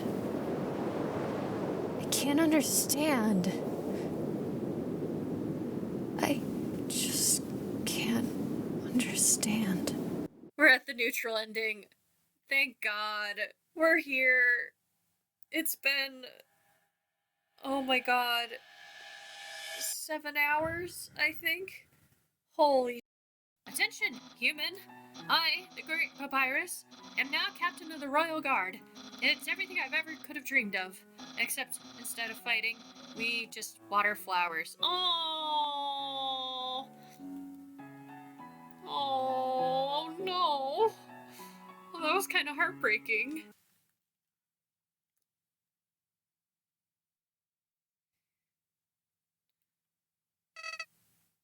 Why? Why did you let me go? Don't you realize that being nice just makes you get hurt? Look at yourself. You made all these great friends. But now, you'll probably never see them again. Not to mention how much they've been set back by you. Hurts, doesn't it? If you had just gone through without caring about anyone, you wouldn't have to feel bad now. So, I don't get it. If you really did everything the right way, why did things still end up like this? Why? Is life really that unfair? Say, what if I told you I knew some way to get you a better ending? You'll have to load your save file and, well, in the meantime, why don't you see Dr. Alfie's? It seems like you could have been better friends. Who knows? Maybe she's got the key to your happiness? See you soon. Holy moly, we're back to the PowerPoint. Yeah, that was pretty vile of you, to totally just kill your father. Especially after saying lines like, my wife and I will take care of you the best that you can. If you remember the line kind of mentioned in the Echo Flowers segment, where oh where could that child be? I've been looking all over for them. That's not true. She'll find another kid and instantly forget about you. You'll never see her again. This really kind of plays to, like, Asriel's worst fear of just being totally frickin' replaced. Toriel will find a new child and forget about you. No, really, he's just like, well, since you're so nice and you don't want to kill me, I don't want to kill you, let me adopt you. Yeah, he's not happy about you following exactly in his past life's footsteps of being this nice kid who's nice to everybody, that blissful ignorance.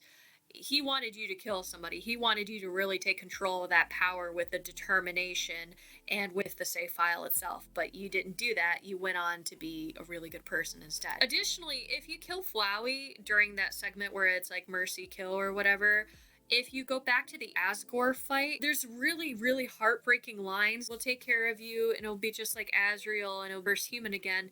And then mid through the sentence, he'll be like, no, that's just a fantasy, isn't it? I will never have that again. And then he sacrifices himself so you could take his soul and go through the barrier and stuff, which is really messed up and really sad. So Omega Flowey was designed by Everdrad, who has this really unique style of art. A lot of his style of art is this creepy, super realistic kind of stuff. He played the demo for Undertale. He's like, I really wanted to contribute something to the game. And Toby Hawks tasked him with designing this boss. Surprisingly, there was only like a couple things that he was restricted on. Apparently, the artist who did Omega Flowey actually did some trailer work for Deltarune chapters 1 and 2. So it's good to see him still like in that industry and still working with Toby Fox. Omega Flowey has complete control over the saves and reset because of the soul's powers, but eventually they revolt and Flowey loses that power. It's interesting because the shape of his body itself kind of resembles that determination extraction machine, which we will definitely get more into with like the True Lab stuff later on. Hey there, future me. I realized I missed something by going through the Neutral Route slides again. I was wondering why this section was so stupidly short. I forgot to add the Neutral Route dialogue for all the endings. Let's quickly jump into some slides regarding the various Neutral Route endings while we're here. If you decide to fight instead of spare for any creature, including Flowey himself, there's an interesting turn in his dialogue and his morals just after the Omega Flowey fight. Is killing things really necessary? And then he asks you to get to the ending without killing anyone. Prove to me that you are strong enough to survive. This is possibly a moment of clarity that killing things isn't the answer. You get this dialogue if you kill him and if you don't kill him and kill something else. So depending on who you ended up killing, this could either be a selfish, why the f did you do that? Or you spared me even when I did all those horrible things to you. Maybe this isn't the right answer. This could also be that glimmer of humanity that comes from the human souls, or Flowey maybe just having a realization. Or he's gaining your sympathy to pull off his ending trick of becoming God. It could be a lot of things, but I'm gonna kind of lean on the last option there. Now, if you decide to repeat this ending, Flowey slowly starts to shift to his true colors. Oh, I get it. You want to be friends, huh? You really think I want to be friends with you? There's only one person I could care about anymore, and even then, I couldn't truly care about them. I just like to think that there's someone out there, someone that I won't get tired of, someone like me. Quit looking at me with that stupid expression. You're pissing me off. Now the quote, there's only one person I could care about anymore, this is a really heartbreaking line.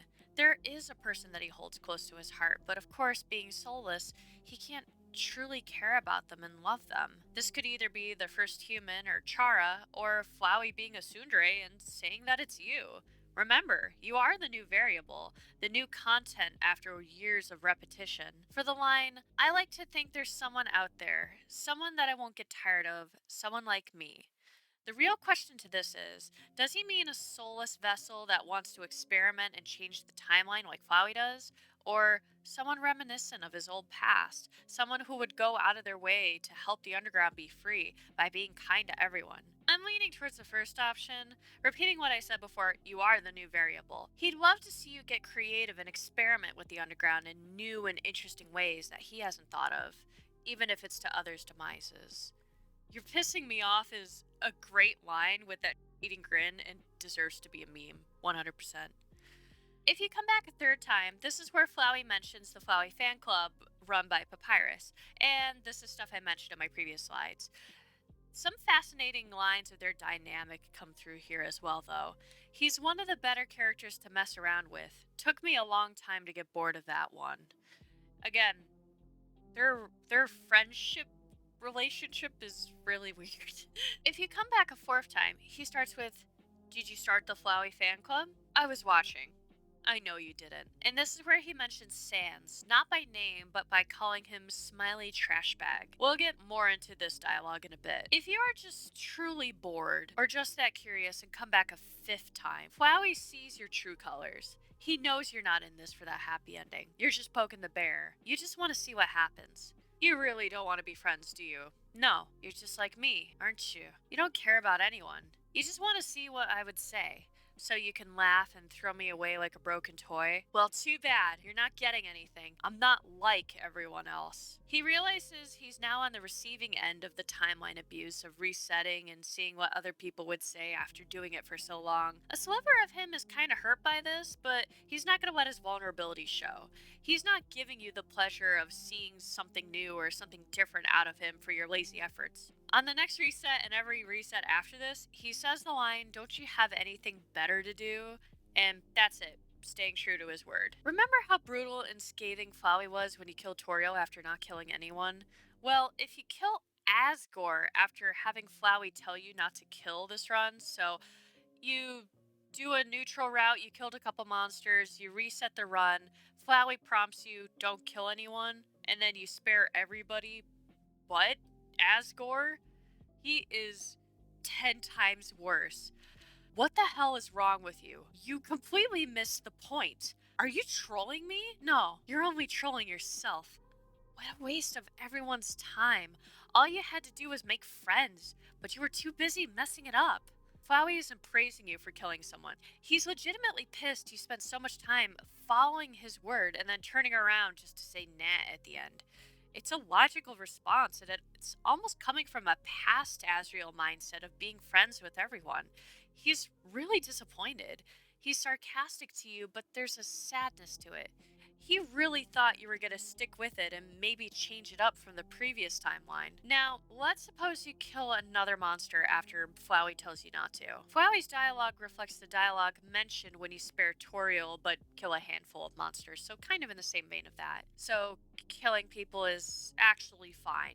I'm glad we could agree on the value of life. I've learned so much from you. Though, are you really going to keep doing things halfway? The amount of people you killed, it's honestly disappointing. You really can't do anything right. This is definitely leaning towards the genocide route, Flowey, where he's recognizing that you do have the curiosity to kill and ignore his options of sparing people, but he's not happy with this. It's the double-edged sword. You ignored him and killed someone, but you also didn't kill enough. You can't do anything right. Either commit to one side or commit to the other.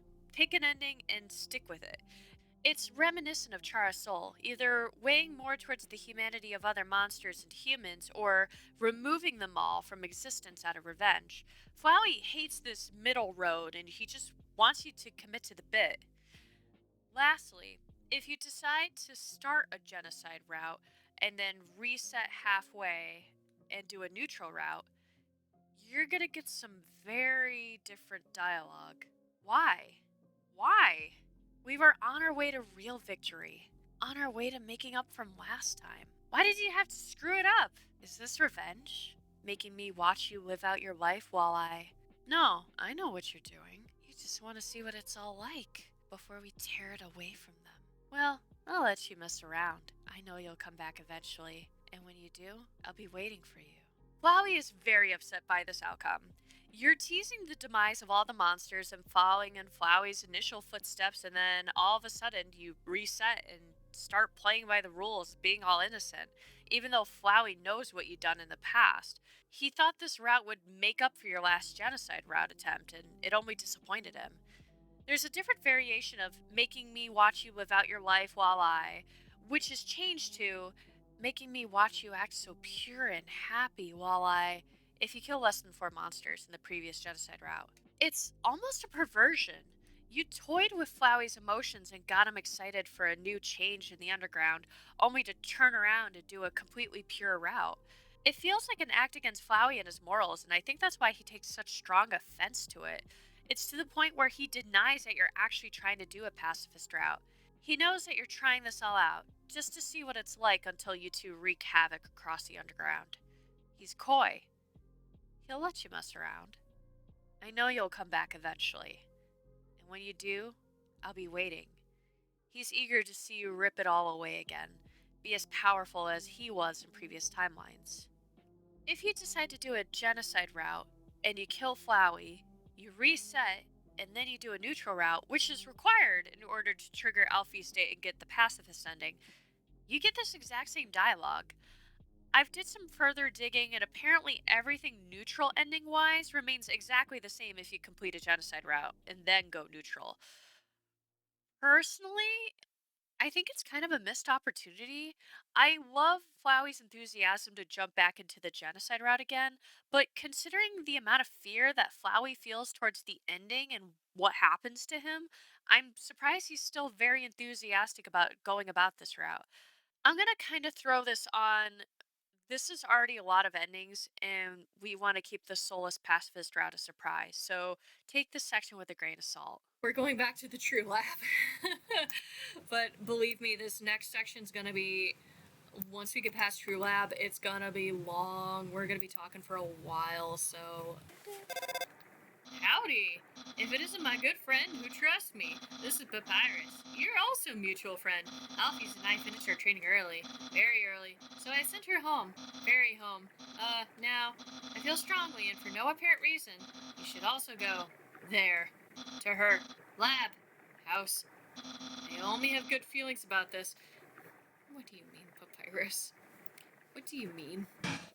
It's a note from Alfie's. Read it? Read. It's hard to read because of the handwriting, but you try your best. Hey, thanks for your help back there. You guys, your support really means a lot to me, but as difficult as it is to say, you guys alone cannot magically make my problems go away. I want to be a better person. I don't want to be afraid anymore. And for that to happen, I have to be able to face my own mistakes. I'm going to start doing that now. I want to be clear. This isn't anyone's problem but mine. But if you don't have to hear it from me again, I want you to know the truth. Enter that door to the north of this note. You all at least deserve to know what I did. Oh no! Ah! Oh my god! Altitude dropping. We exploded. That's the end of the game. Thank you guys so much for joining the stream. No, I'm just kidding. Alright. True Lab, everybody. Entry number 1. This is it. Time to do what the king had asked me to do. I will create the power to free us all. I will unleash the power of the soul. The barrier is locked by soul power. Unfortunately, this power cannot be replicated artificially. Soul power can only be derived from what was once living. So, to create more, we will have to use what we have now, the souls of the monsters. But extracting a soul from a living monster would require incredible power. Besides being impractical, doing this would instantly destroy the soul's host. And, unlike the persistent soul of the humans, the souls of the most monsters disappear immediately upon death. If only I could make a monster soul last. I've done it. Using the blueprints, I've extracted it from the human souls. I believe this is what gives your souls the strength to persist after death, the will to keep on living, the resolve to change fate. Let's call this power determination.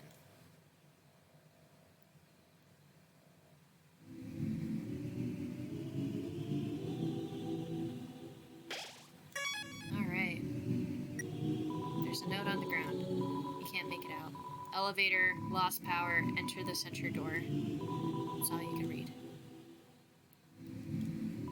Power room. I feel determined. Asgore asked everyone outside the city for monsters that had fallen down. Their bodies came in today. They're still comatose, and soon they'll all turn to dust. But what happens if I inject determination into them? If their souls persist after they perish, then freedom might be closer than we all thought. But Papa told Chris. But Paddle.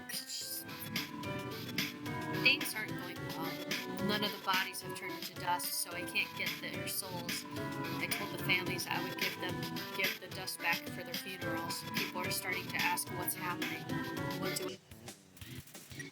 But nobody came. Nothing is happening. I don't know what to do. I'll just keep injecting everything with determination.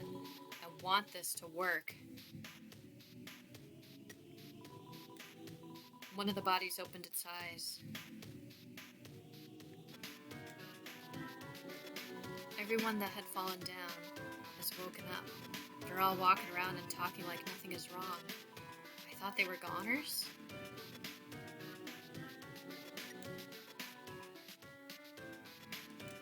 Seems like the research was dead end, but at least we got a happy ending out of it. I sent the souls back to Asgore, returned the vessel to his garden, and I called for all the families and told them everyone's alive. I'll send everyone back tomorrow. No, no, no, no, no, no, no, no. Ah, the determination machine. Oh. Sneaky. God, this is chilling. This right here. Ugh. Entry number 7. We'll need a vessel to wield the monster's soul when the time comes. After all, a monster can't absorb the souls of other monsters, just as a human cannot absorb a human soul. So then, what about something that's neither human nor monster? Experiments on the vessel are a failure. It doesn't seem to be any different from any of the control cases. Whatever, they're a hassle to work with anyways. The seeds just stick to you and won't let go. Hold. Now that Metaton's made it big, he never talks to me anymore. Except to ask if I'm going to finish his body. But I'm afraid if I finish his body, he won't need me anymore. Then we'll never be friends ever again. Not to mention, every time I try to work on it, I just get really sweaty. Oh no. Are we ready to get kicked in the face? I've been researching humans to see if I could find any info about their souls. I ended up snooping around the castle and I found these weird tapes. I don't feel like Asgore's watched them. I don't think he should.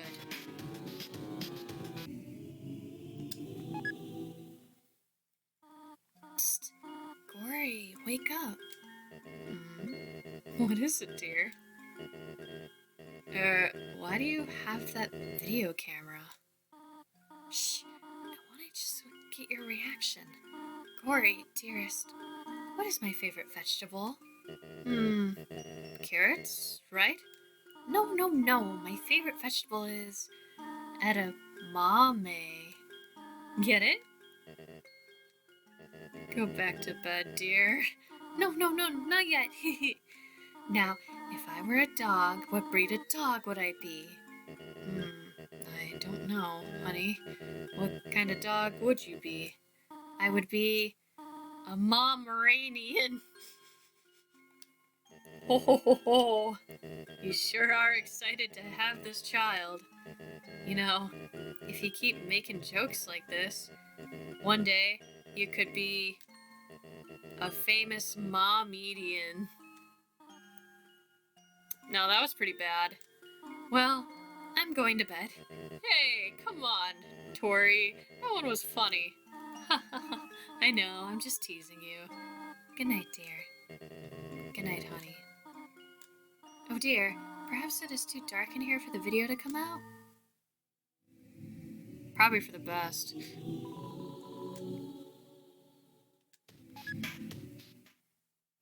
Okay, Amanda. Are you ready? Do your creepy face. Ah! Oh, wait. I had the lens cap on. What? You're not gonna do it again? Come on, quit tricking me. I know, it's the boy. It's the boy. Howdy, Amanda. Smile for the camera. This time I got you. I left the cap on purpose. Now you're smiling for no reason. What? Oh, yeah, I remember. When we tried to make butterscotch pie for Dad, right? the recipe asked for cups of butter, but we accidentally put in buttercups instead. Yeah, those flowers got him really sick. I felt so bad. We made Mom really upset. I should have laughed it off, like you did. Anyway, where are you going with this? Huh? Turn off the camera? Okay.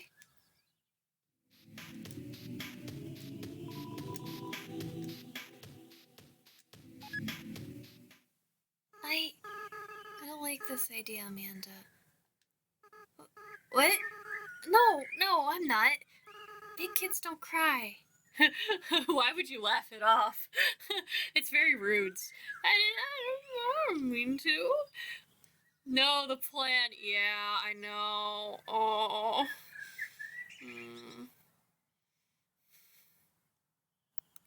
Big kids don't cry. Yeah, you're right. No, I'd never doubt you, Amanda. Never. Yeah, we'll be strong. We'll free everyone. I'll go get the flowers. Oh god, and the last one. I'm scared. Amanda, can you hear me? We want you to wake up. Amanda, you have to stay determined. You can't give up. You are the future of the humans and the monsters. Psst, Amanda, please wake up. I don't like this plan anymore. No, I said I'd never doubt you. 6, right? We just have to get 6. And we'll do it together, right? DT extraction machine, status inactive. Asgore left me 5 messages today. 4 about everyone being angry, and 1 about this cute teacup that looks like me. Thanks, Asgore. Oh my god, what is in that fridge? I spend all that time on the garbage dump now. It's my element. Oh, we're getting there, folks. We're almost there.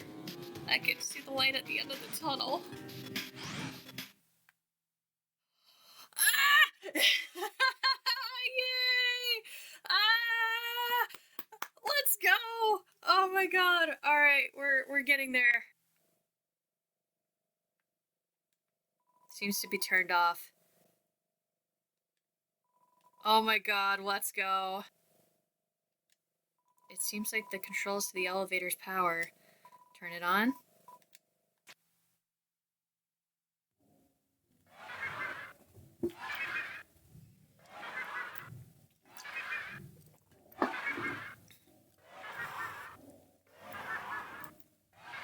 Hey, stop! I got you guys some food, okay? Sorry about that. They get kind of sassy when they don't get fed on time. Yeah, they're very sassy. Anyway, the power went out. I've been trying to turn it back on, but it seems like you were 1 step ahead of me. This was probably a big inconvenience for you. But I appreciate that you came back to back me up. As I said, I was afraid I might not come back. But that's not because of these guys or anything. I was just worried I would be too afraid to tell you the truth. That it might run away or do something cowardly. I suppose I owe you an explanation. As you probably know, Asgore asked me to study the nature of souls. During my research, I isolated a power I called determination. I injected it into dying monsters so that their souls would last after death, but the experiment failed. You see, unlike humans, monsters' bodies don't have enough physical matter to make those concentrations of determination. Their bodies start to melt. They lost what physicality they had. Pretty soon, all the test subjects have melted together into those. Seeing them like this, I knew I couldn't tell their families about it. I couldn't tell anyone about it, no matter how much everyone was asking me. I was too afraid to do anything more work, knowing everything I'd done so far had been a horrific failure. But now I've changed my mind about all this. I'm gonna tell everyone what I've done. It's gonna be hard, being honest, believing in myself. I'm sure there will be times where I struggle. I'm sure there will be times where I screw up again. But knowing, deep down, that I have friends to fall back on, I know it'll be a lot easier to stand on my own. Thank you. Come on, guys. It's time for everyone to go home.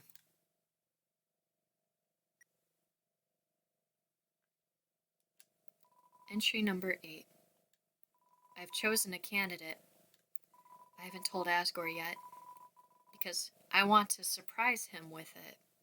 In the center of his garden, there's something special. The first golden flower that grew before all the others. The flower from the outside world. It appeared just before the queen left. I wonder what happens when something without a soul gains the will to live.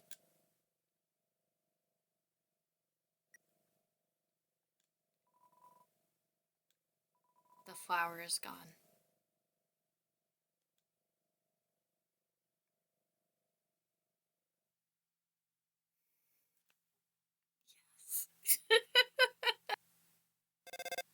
Ring.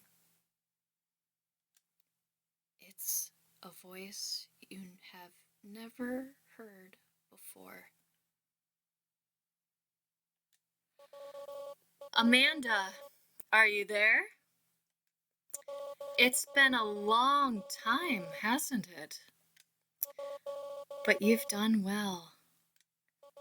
Thanks to you, everything has fallen into place. Amanda, see you soon. Ah! Oh, I'm so excited. All right. It's our boy. It's our boy. And with that, we gotta go to PowerPoint. All right, time to learn. Are you excited? Because I am. This whole little section right here is super underrated. I know a lot of people, when they hear this voice and when they see the messages and stuff, not everybody gets it right off the bat. So they're like, wait, what the hell is this? Who is this? It's our boy. It's the first time no, it's the second time technically that we hear his voice. We hear his voice as part of a flashback back in Waterfall. This is the first time we've legitimately heard his voice. The fact he calls you on your cell phone, a voice you've never heard before, right after you've learned all this news about Flowey and who he is just a pants experience. Oh boy, it's so ominous, and I love it. To kind of recap here, Asriel lives a normal life in the underground. Humans and monsters don't interact with each other because of the magical barrier that monsters can't escape from. Humans can apparently get in, but they have problems getting out. Enter Chara, or the first human. Chara wants to break the barrier with Asriel and save the monsters of the underground, and Asriel agrees to this. So Chara commits game over, and Asriel merges with their soul to break the barrier. So as Asriel is carrying Chara's body throughout the town, or Amanda, he's carrying me to town. As he's carrying the first human to the village, the humans get the wrong impression, thinking that the child died because of the monster, when in fact the child died by their own terms, and the humans assume the worst. During this time, Asriel is being pelted with and Chara begs and begs and begs Asriel to fight back, get the 6 souls, break the barrier, all that other stuff, but Asriel refuses. So he smiles, he carries the body back to the kingdom and turns to dust. Hold on to this, we're gonna come back to this later. Alphys, you f***ed up. Like, listen, I'm happy for you. I'm happy that you owned up to the fact that you did this in the first place, and that you are talking to the other monsters and being like, yo, this happened to your family. Where was Asgore in this? Where was Toriel in this? Because they don't get closure. Their kid's dead, and their kid now lives in a flower, and they don't know about it, and that's concerning. So she's really passionate about the studies of determination, injecting it into dying monsters and fallen down monsters. Now, She's tested this on monsters that aren't boss monsters, hence why there were so many failures, but you have to remember that Asriel is a boss monster, or the son of two boss monsters. So, high probability that the soul's gonna continue on. Alfie's had an awful idea. She took to determination, finds a golden flower. Now, there's some dark parts with that too. We're gonna get to that in a bit. And it worked! And it worked so well that now a very soulless Asriel now exists. Thank you, Alfies. We never got an apology for that. Let's hear it from Flowey himself. You only get this whole story if you do the genocide route, and you hear all of this instead of like the human came down to the underground. You now hear from Asriel's perspective of waking up in Flowey's body. I remember when I first woke up here in the garden. I was so scared. I couldn't feel my arms or my legs. My entire body turned into a flower. Mom, Dad, somebody help me, I called out. At this point in the genocide route, you've killed basically everyone with the exception of Asgore and Flowey. At this point, he kind of recognizes you as the first human because of your vengeance against pretty much everything. You have that control, you have the determination.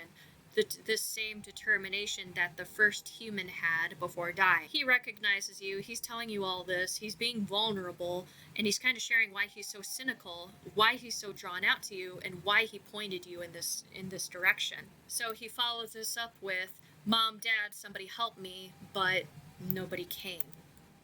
Nobody came is a line that is all throughout the game, and it's a line of vulnerability. It's a line of being absolutely hopeless and alone. It's the flavor text whenever you kill every monster in the area, confirmation that that section is completed. But it's teased in areas where you are in danger and you are more of the prey versus the predator. Versus genocide, where you are the predator and you're just picking everybody off. This is more of a sign of vulnerability that he felt coming back to life, and just this kind of sign of weakness. Now that you're good and you're following in his old footsteps, Asriel being this optimistic pacifist, helping everyone out, he thinks you're too weak because he tried the same thing before, trying to be nice to everybody, and it failed spectacularly. Let's continue with the story. Eventually, the king found me crying in the garden.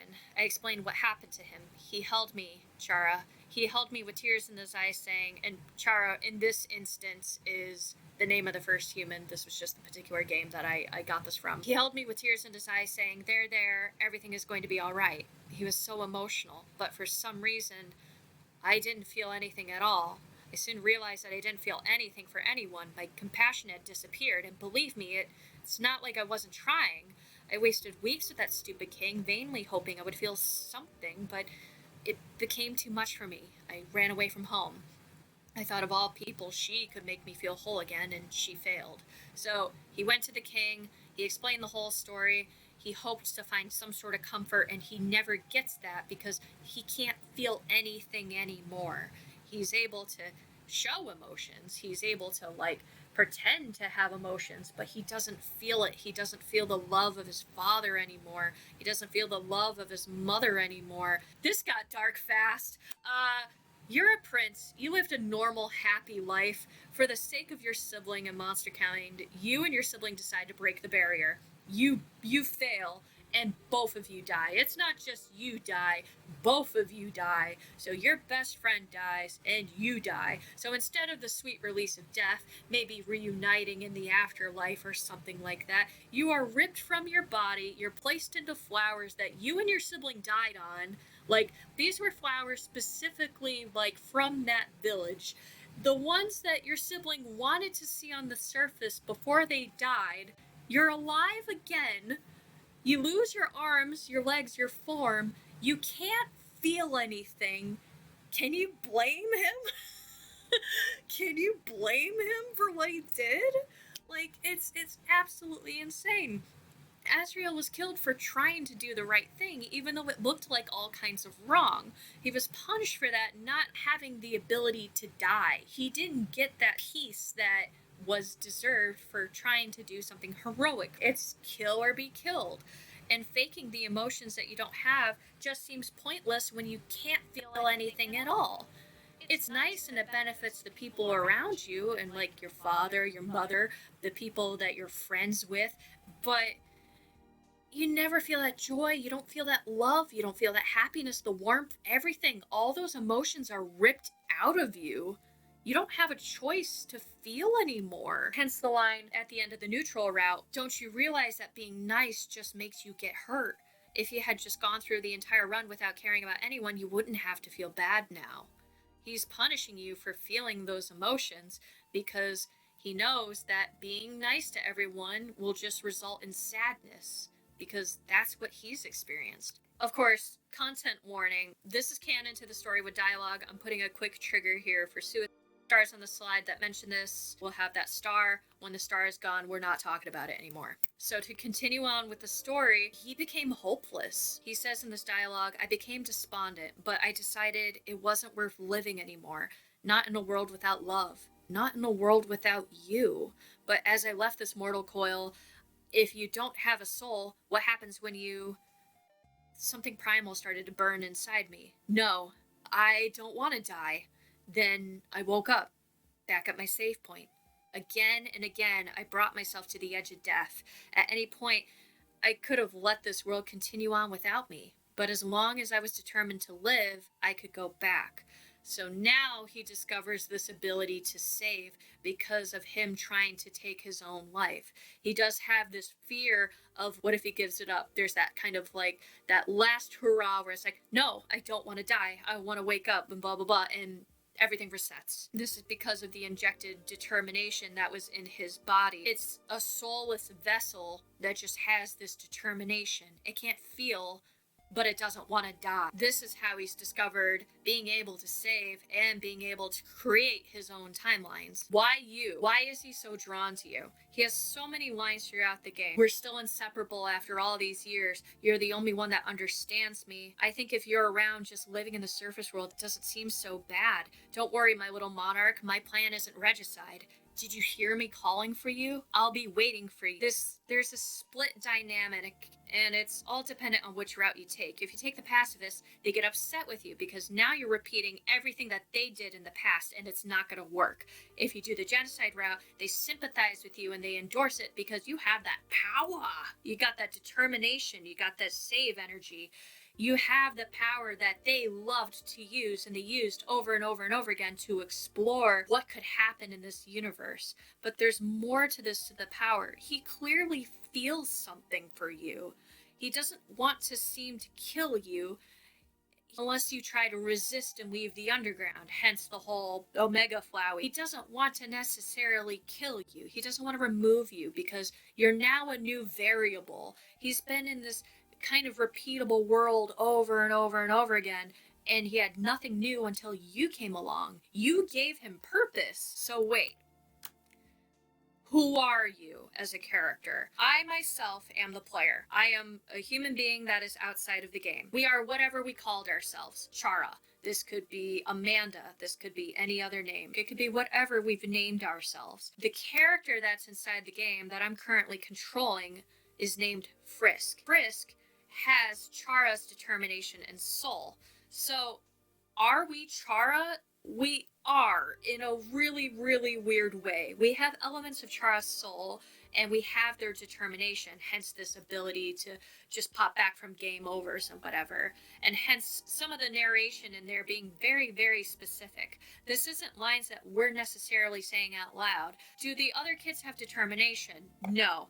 This is very easily solved by like all the different colors that we see, and like if we played the golf game back in Snowden, depending on our play style, we get a different color based off of the representation of the souls. Chara, from the get-go, had determination. All these other kids' souls had their souls pretty much plucked out when they died, and they were kept in those like little vessel things, hence why they still have the power and stuff. So why Chara? Why do we feel that we are still Chara? And why does Flowey kind of recognize it as such? There's a theory that apparently when we fell, in this case we tripped and fell at Mount Ebot. We landed on these golden flowers where Chara was buried. This is right after Asriel's ashes were spread out all over the golden flowers or whatever, and then Chara died in that same area. Toriel picked up Chara's body and buried it back in the ruins, hence all those gold flowers being there. So that's Chara's grave. I'm assuming Frisk had died on the landing and we were brought back to life due to Chara's determination. So merging with that particular soul, we now have Chara's power. So there's a lot of theories about how we have Chara's determination, and even theories about them being the narrator in the game. There's a whole bunch of works into that. I'm not going to get too deep into it. So what you're saying is we're puppeting the human that has the soul of Flowey's dead best friend. Yes. Though, definitely yes. Absolutely. That's why Flowey is able to pick us out so quickly when we get to the underground. That's why all the way back when we did discussion over the genocide route, Flowey has a line that says, "You're not really human, are you? No, you're just empty inside, just like me. In fact, your name, right?" He's able to pinpoint you as the first human immediately, just without regard. He knows that you have that vengeance. He knows that you have that anger. You and your stolen soul, the soul taken from Chara. You are now a husk that has Chara's determination. Yes, thank you. Thank you for putting all of the souls in the chat. I very much appreciate it. Perseverance, integrity, kindness, bravery, justice, and patience. Thank you, thank you, thank you. This is already pretty freaking crazy, but it's canon. According to the Legends of Localization, there's a whole paragraph talking about multiple saves, and there's a line in here where, except here, it's the actual physical player's determination that reads the ability. The main character is just along for the ride. Frisk is kind of a husk that we put whatever we want into, hence our ability to choose whether we want to act or fight throughout the story. Choosing either would pull out Chara's desire to destroy the world or their hope to destroy the barrier. I want to give a quick thanks to nochocolate.tumblr.com. They have a whole bunch of great documentation over all of these different theories, and it breaks it down with canon text. Definitely, seriously, if you want to research more into this, that's a really good resource to go to. And that's why, like, at the end of the game, when Flowey warns you to not touch the game anymore, he very specifically says, let Frisk be happy. Not let Amanda be happy, not let Chara be happy, let Frisk be happy. Let this vessel now have its peace. Everyone's got their good ending, and so does Frisk. So Flowey is able to reset. How long did he do this? Long story short, it's a long while. I mean, if you look at the memorial statue, it says it's built in 2010X. This was when the memorial was made. This was right after Chara and Asriel had passed on. There's a really great timeline. There's a really great image that breaks down, and it's a bonkers. It is a bonkers image to look at, but it's taking in that canon dialogue and kind of turning it into a graphical form. I want to give credit really quick to Phoenix Burning on Reddit for this. All this yellow right here is Flowey realizing that he can reset. So all of this is loops over and over and over again. Flowey is friends with everybody. Flowey kills everybody. Flowey burns all the buildings. Flowey rebuilds all the buildings. Flowey figures out every single facet that makes basically the entirety of the underground tick. This is all this time figuring it out over and over and over again. And as he's doing this over and over and over again, he's keeping those memories. He knows what happened. At the ending cutscene, it kind of showcases a futuristic like city. And in the very, very intro of the game Undertale, it shows kind of like a village and like people holding spears and stuff like that. So a great deal of time has passed. Asgore and Toriel were Nuzzle champs back in 98. We're gonna assume this is 1998 because they broke off shortly after the kids died. The intro cinematic is about 2001X, which makes sense for Asriel's age because this would kind of put him at like 10, between the age of 10 to 20. So around that kind of general time. So I'm going to assume younger because he's a young kid at this point. After Flowey did these loops over and over and over again, he finally let go. At first, I used these powers for good. I became friends with everyone. As time repeated, people proved themselves predictable. I've done everything this world has to offer. I appeased everyone. I've killed everyone. Sets of numbers, lines of dialogue, I've seen it all. Nowadays, even that's growing tiring. So what he's doing now is letting the timeline go. He's let it go for Undyne to join the Royal Guard. Alfie's getting to know Undyne after her work as like a royal scientist. Papyrus now wants to be part of the Royal Guard. Sans is aware of this timeline resetting stuff, but he doesn't have enough context clues to really know what's going on. And like Toriel and Asgore are still split, clueless as to Flowey even existing. So what about Sans? I held off on Sans comments for quite a while, and this is particular the reason why. Sans reveals in the genocide route that he's aware of the timelines repeating. He doesn't have the power over it himself, but he's aware that something weird is going on with the timelines. Hence why in the pacifist route he confuses Flowey with an echo flower, but is aware that there is a flower talking to Papyrus. Interesting lines from Flowey here. He probably would have invited his garbage brother, you know, smiley trash bag. If I have one piece of advice to you, don't let his brother find out anything about you. And the reason why this is you have the ability to save. You have the ability to reset the timelines. And he knows that if you try to change the timeline in any sort of way or f up the timeline in any way where Papyrus or him or any of his friends are hurt, he's going to go out of his way to kill you. He will ignore Toriel's advice and go out and kill you. Hence what he does in the genocide route. A report showed up a massive anomaly in the time-space continuum. Timelines jumping left and right, stopping and starting, until suddenly everything ends. I always thought the anomaly was doing this because they were unhappy, and then when they got what they wanted, they would stop all this. We would just end up right back here without any memory of it, right? So he addresses Flowey as the anomaly. He doesn't even name him Flowey. He knows Flowey is up to some shit, and he'll do anything to prevent anything from that happening or anyone he cares about from getting hurt, even at your expense. He could give less of a shit about you, like he said at the dinner table. If he didn't get that warning from Toriel and then see that you were acting on your good behavior, he would have killed you already. Like, he made that clear.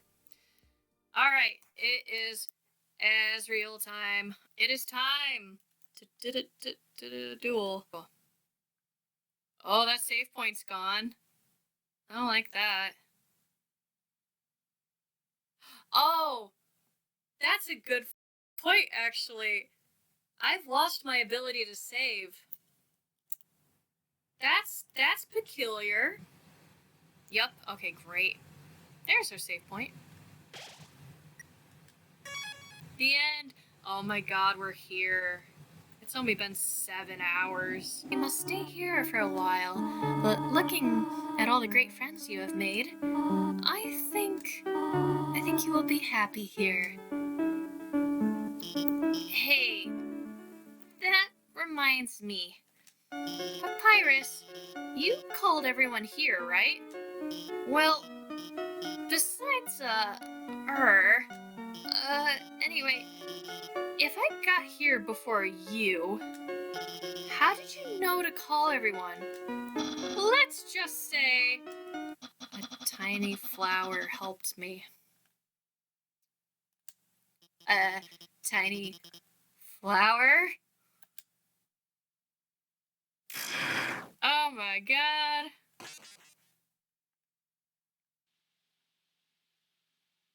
You idiots. While you guys were having your little powwow, I took the human souls, and now, not only are those under my power, but all your friend souls are gonna be mine too. You know what the best part is? It's all your fault. It's all because you made them love you. All the time you spent listening to them, encouraging them, caring about them. Without that, they wouldn't have come here. And now, with their souls and the humans together, I will achieve my real form. Huh? Why am I still doing this? Don't you get it? This is all just a game. If you leave the underground satisfied, you'll win the game. If you win, you wouldn't want to play with me anymore. And what would I do then? But this game between us will never end. I'll hold victory in front of you, just within your grasp, and then tear it away before you grasp it. Over and over hand over. Listen, if you do defeat me, I'll give you your happy ending. Hey there, feature me. So, another interesting theme is your happy ending. This is another calling card towards the end of the game that's brought up in the neutral endings, right before the Hyperdeath-Asriel fight, and a few times during the Asriel fight itself. They dangle this over your head like a treat, because in any other video game, that's what you want, a big bow on top, a happily ever after. When in reality, this isn't a happy ending for them because while everyone else would be happy and free, they aren't. They're stuck in this vessel and there's nothing that they can do to change it without everyone else's demise. It's a happy ending to the player, and if you let it, a happy ending to Frisk, but to Flowey, this is a joke to them. A happy ending to them is repeating this cycle endlessly and using you like a broken toy, as one of the endings described it. Just something interesting. And no, it does not mean what you think it means. Get your mind out of the gutter. I'll bring your friends back. I'll destroy the barrier. Everyone will finally be satisfied. But that won't happen. I'll keep you no matter what. Fluffy boy form. Even if it means killing you 1,000,000 times. Oh no!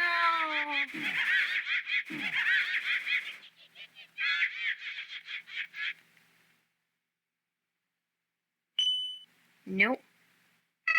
What? Do not be afraid, my child. No matter what happens, we will always be there to protect you. Fire?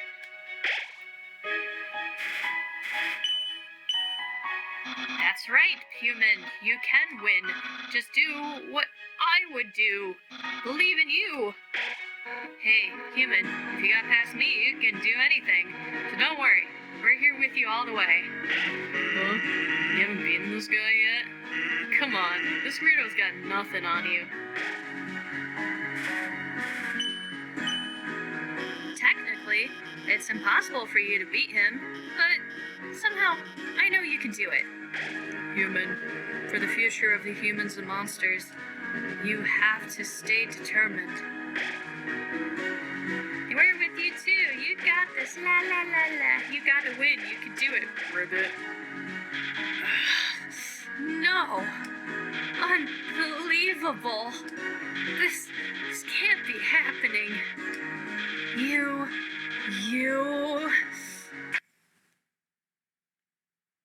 I can't believe you're all so stupid. All of your souls are mine! It's time. It's time. Let's go. It's time. Oh, the sound is having a good old time. Oh, it's the boy. It's the small boy. Very small boy. Let's go. It's him. He's so tiny. Finally. I was so tired of being a flower.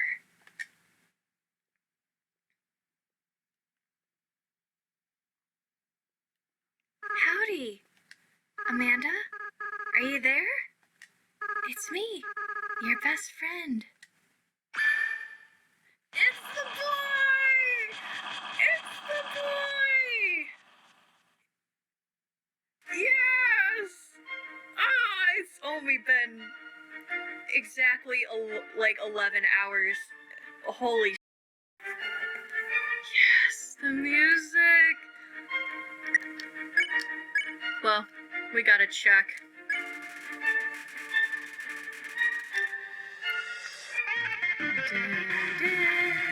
Yay! Oh, just sheer joy. Sheer joy. Oh, and the font, the yes, it's just everything. Let's dream. Yay! Oh.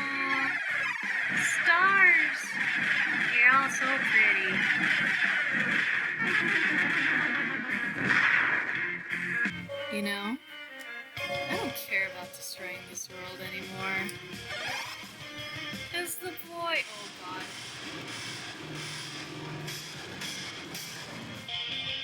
After I defeat you and gain total control over the timeline, I just want to reset everything.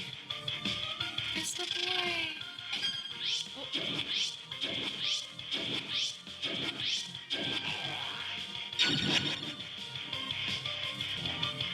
All your progress, everyone's memories, I'll bring them all back to zero. Then we can do everything all over again. Stars!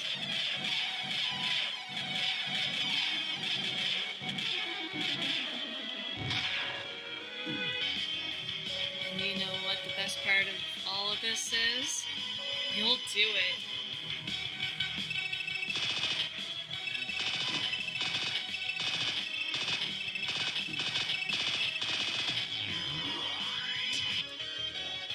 And then you'll lose to me again. And again. I'm probably gonna die. Maybe. Yeah. Oh my god. Yeah, that one's tough. That's okay. I don't mind. I don't mind losing. God damn. And again. Yeah, no, really. Because you want a happy ending. No, come on.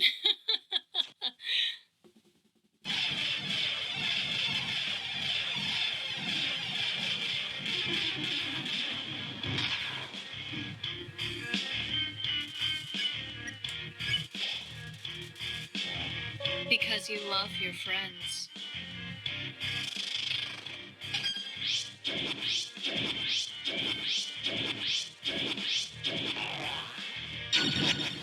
Oh, I'm trying.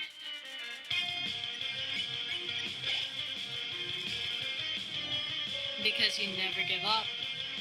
No, not this thing again.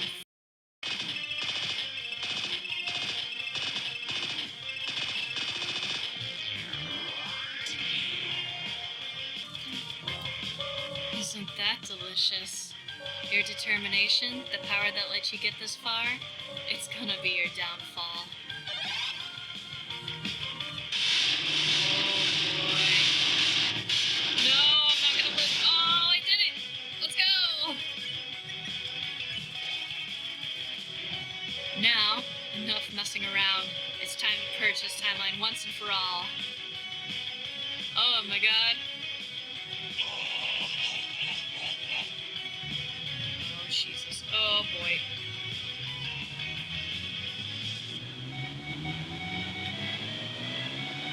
Skullman. Do-do-do-do. Even after that attack, you're still standing in my way? Wow, you really are something special. But don't get too cocky. Up until now, I've only been using a fraction of my real power. Let's see what good your determination is against this. Expand. Expand, dreamer.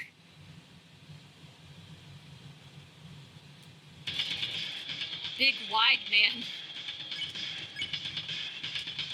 Can't move your body. Behold, my true power. Oh, boy. Yeah.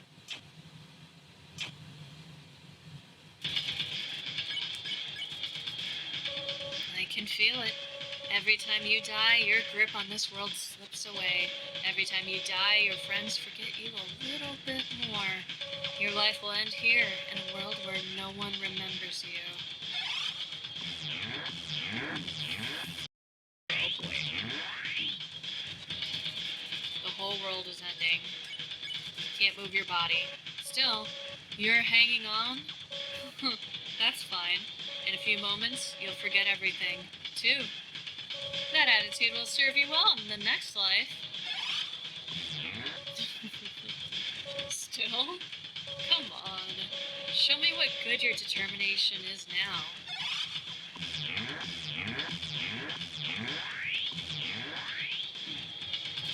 The whole world is ending. Can't move your body. Nothing happened. You struggle. Nothing happened. You tried to reach for your save file, but nothing happened. You tried again to reach your save file, nothing happened. Seems saving the game really is impossible. But maybe with what little power you have, you can save something else. Yay! Let's save Snaz. You reached out to Asriel's soul and called out to your friends. They're in there somewhere, aren't they? Within the depths of Asriel's soul, something resonating. Lost souls appeared.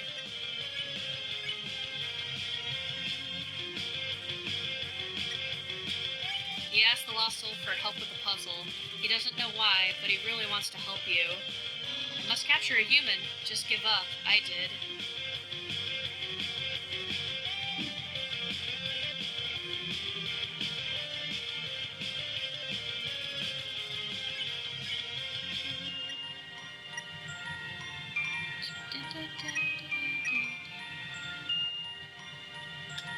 You ask the lost soul to cook something for you. The lost soul is trying to hide its joy. Why even try? Everyone will.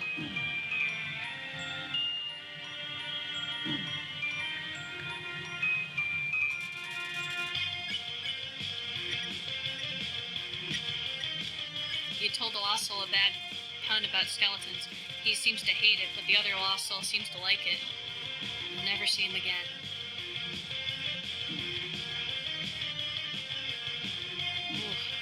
A little fatigued, but I'm doing good. I feel motivated.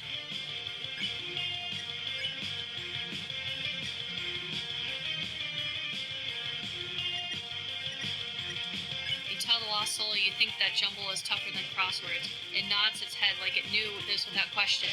No, wait, I'm rooting for you, kid. You're my friend. I would never capture you. Yay! Something else. Strangely, as your friends remember you, something else began resonating within the soul, stronger and stronger.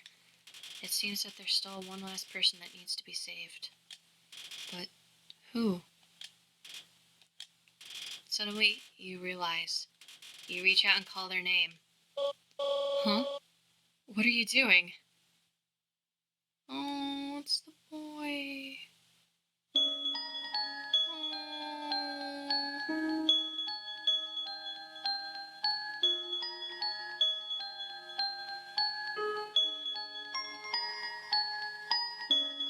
It's the boy. Oh.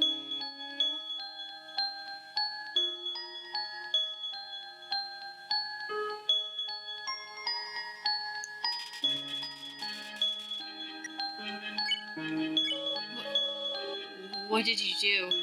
What's this feeling? What's happening to me?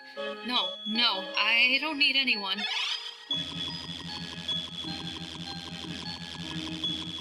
Oh my god, calm down, Asriel. Stop it, get away from me. Do you hear me? I'll tear you apart.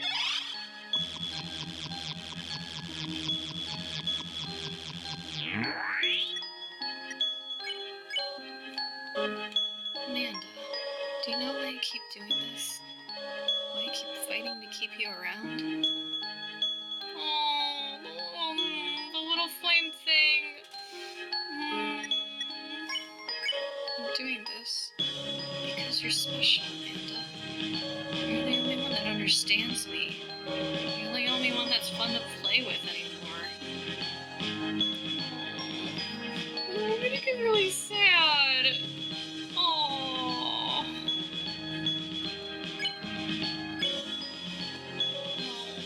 That's not just it. I doing this because I care about you, Amanda. I care about you more than anyone else. Boy. I'm not ready for this to end. I'm not ready for you to leave. I'm not ready to say goodbye to someone like you again.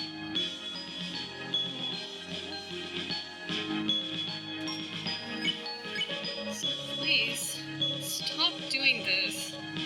Just let me win.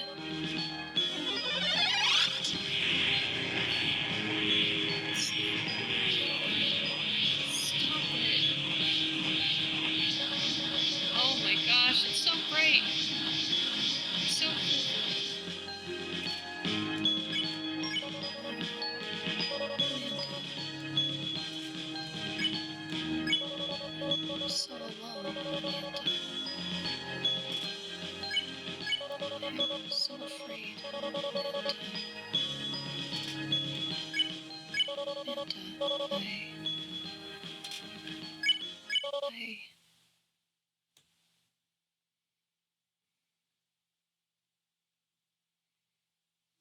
It's the boy. Oh, I'm so sorry.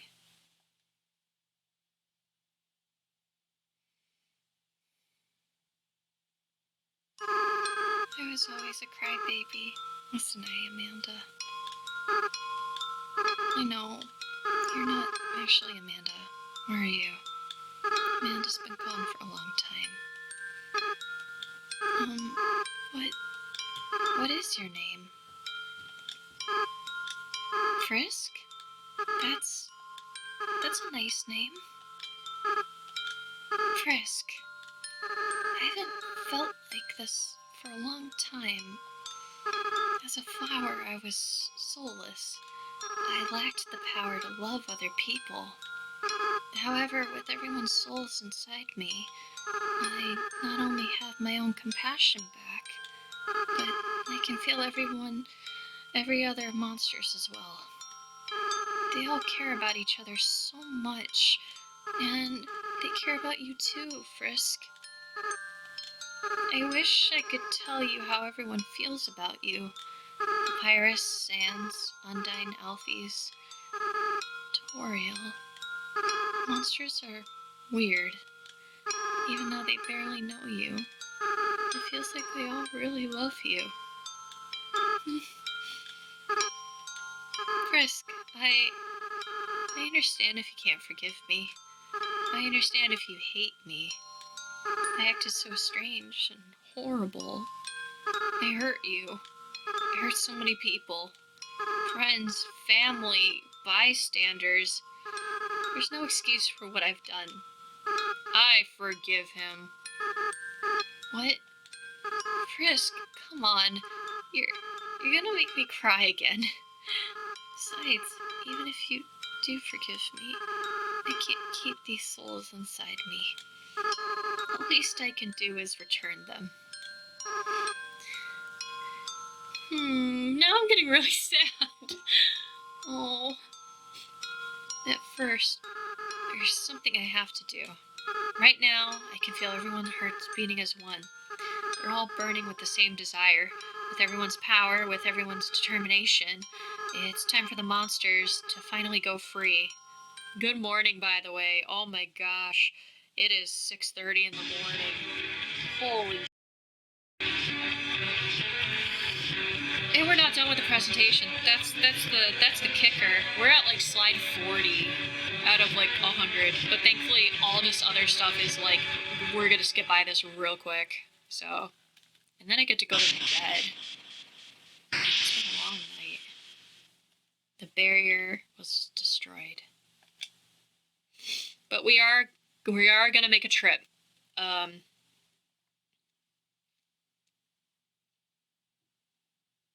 I think you know where that trip is going. It's gonna be a long one, but that's okay. Frisk, I have to go now. Without the power of everyone's souls, I can't keep maintaining this form. In a little while, I'll turn back into a flower. I'll stop being myself. I'll stop being able to feel love again. So, Frisk, it's best if you just forget about me, okay? Just go be with people who love you.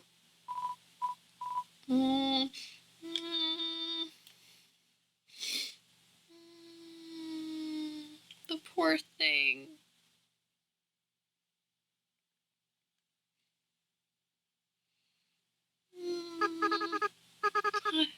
I don't want to let go.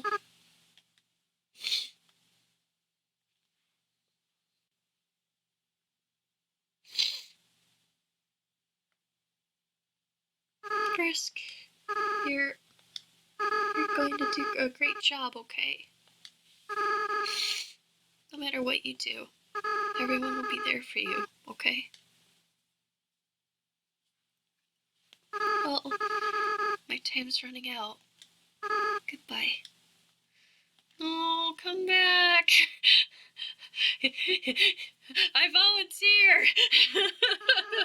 By the way, Frisk, take care of Mom and Dad for... No!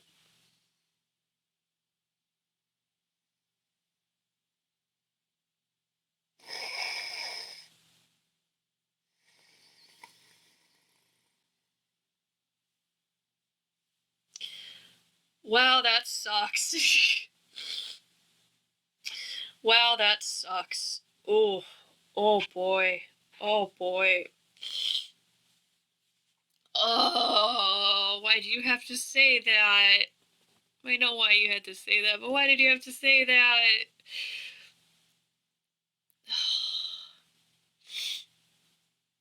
Alright, so we're gonna go through a really long ending here. Frisk, this is all just a bad dream. Please, wake up. Oh, the music, no.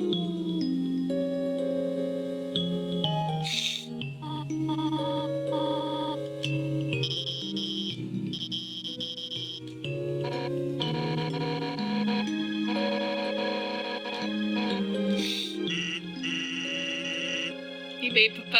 Dude, I'm crying too.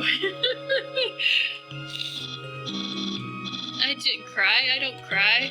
I just caught something in my eye. What did you catch?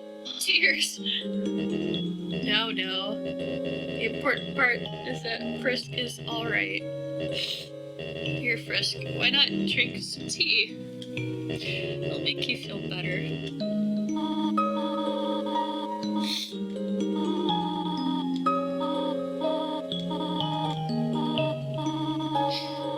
Oh, and they don't... That's like the worst part. They don't even remember how they got there. They don't even know what happened. They don't even realize. Not even a single clue. He did fix it in the end. He did get everybody together. I mean, it was horrible, but, like, they will never know. That's awful. For fuck's sakes. Oh. There's a flower and then everything went white. Now the barrier's gone. That's it. That's all they know.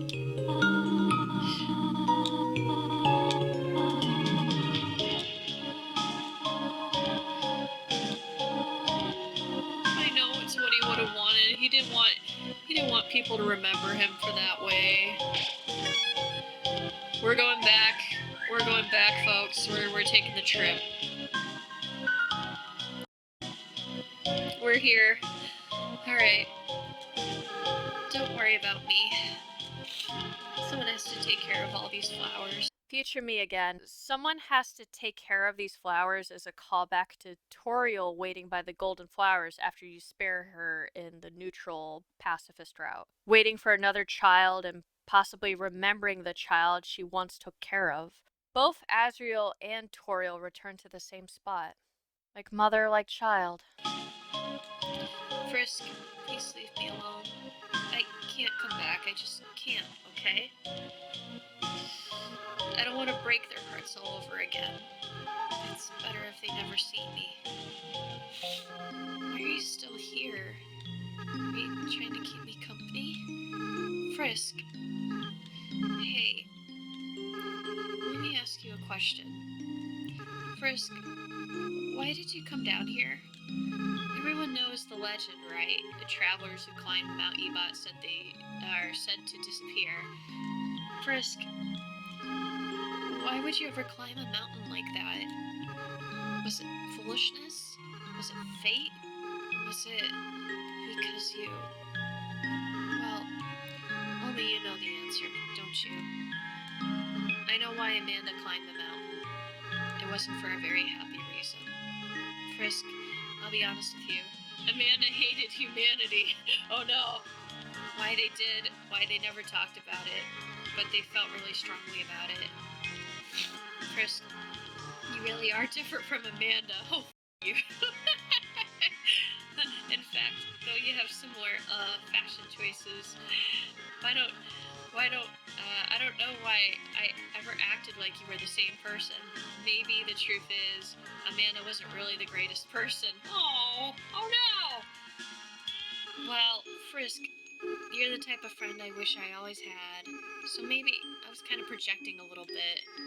Let's be honest, I did some weird stuff as a flower. There's one last thing I feel like I should tell you.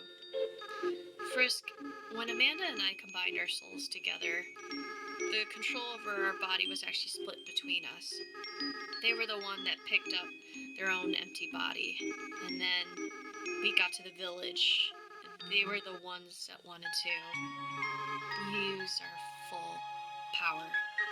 I was the one that resisted. And then, because of me, that's why I ended up as a flower. Frisk, this whole time, I've blamed myself for that decision. That's why I adopted that horrible view on the world. Kill or be killed. But now, after meeting you, Frisk, I don't regret that decision anymore.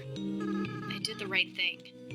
If I killed those humans, we would have to wage war against all of humanity. And in the end, everyone went free, right? I still feel kind of sad knowing how long it took. So maybe it wasn't a perfect decision.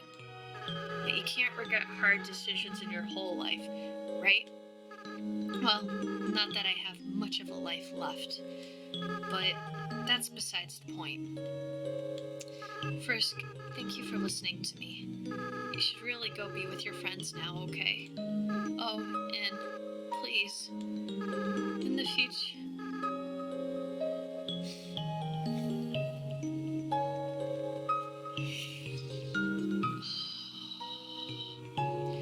In the future, if you see me, don't think of it as me, okay? I just want you to remember me like this. Someone that was your friend for a little while. Oh, and Frisk, be careful in the outside world, okay? Despite what everyone thinks, it's not as nice as it is here. There are a lot of Floweys out there, and not everyone can be resolved by being nice. Frisk, don't kill and don't be killed, okay? That's the best you can strive for. Well, see you. Frisk, don't you have anything else better to do? Future me again. Don't you have anything better to do is a line that comes up a lot. This comes up when you repeat certain endings with Flowey and after you wrapped up talking to Asriel in the flower beds in the pacifist ending.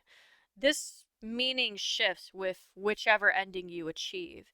This is either annoyance that you're wasting your time getting the same result over and over and over again, boring a soulless Asriel, or an assurance that there's nothing more Asriel can provide in the pacifist ending. Go be with your friends. There are better things to do than to talk to me. It's honestly really heartbreaking.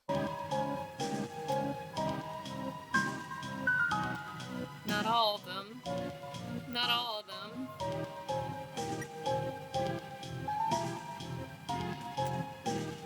Alright, I'm ready.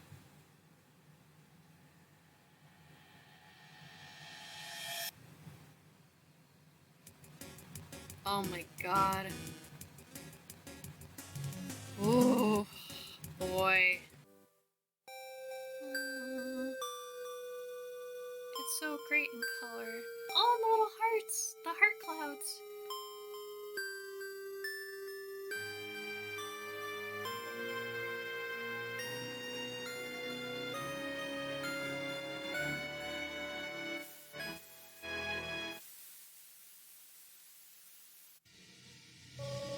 Did you really think it was over? I kind of wish it was a little longer, yeah. I mean, we haven't even done a special thanks yet. Oh god, how well am I gonna do here? Probably not that great.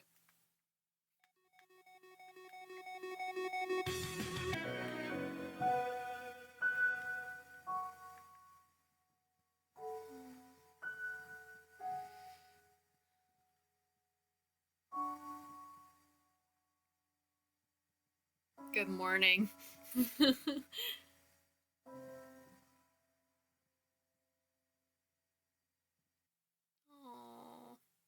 Thank you guys. Thank you guys for listening to all of this. I still got a little bit more to go, but I wanted to thank you guys very especially for being absolute troopers throughout all of this, through my many deaths and puzzle stuff and my ramblings during my PowerPoint.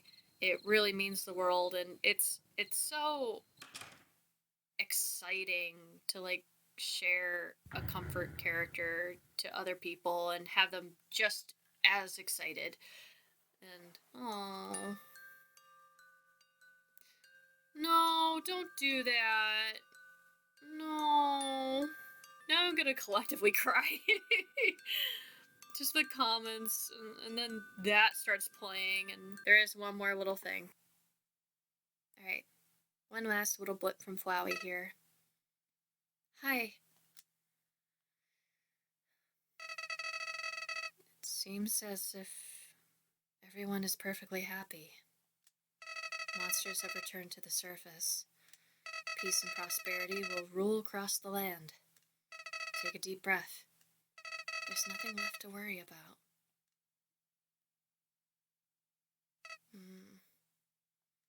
Well, there is one thing. One last threat. The one being the power to erase everything. Everything everyone's worked so hard for. You know who I'm talking about, don't you? That's right. I'm talking about you. You still have the power to reset everything. Toriel, Sans, Asgore, Alphys, Papyrus, Undyne. So if you so choose, everyone will be ripped from this timeline and sent back before all of this ever happened. No one will remember anything at all. You'll be able to do whatever you want. And that power, I know that power. That's the power you were fighting to stop, wasn't it? That power I wanted to use. But now the idea of resetting everything, I don't think I could do it all again. Not after that. So please, just let them go. Let Frisk be happy. Let Frisk live their life. But if I can't change your mind, if you do end up erasing everything, you have to erase my memories too. I'm sorry. You've probably heard this 100 times already, haven't you? Well, that's all. See you later, Amanda. We are done with Undertale. Holy shit. It's been several hours. Oh my gosh. So, yeah, that save file's not being touched. We got a lot to talk about. This is basically the last portion of the presentation. This is just post-game, Legends of Localization, art book, the fandom. We're gonna talk about everything. So now we've experienced Undertale as a whole. Holy cow. It's like an interactive book club, but we're all just excited about one character. Alright, so that reveal though with Papyrus, that a tiny flower helped me, is the best oh sh moment in a game.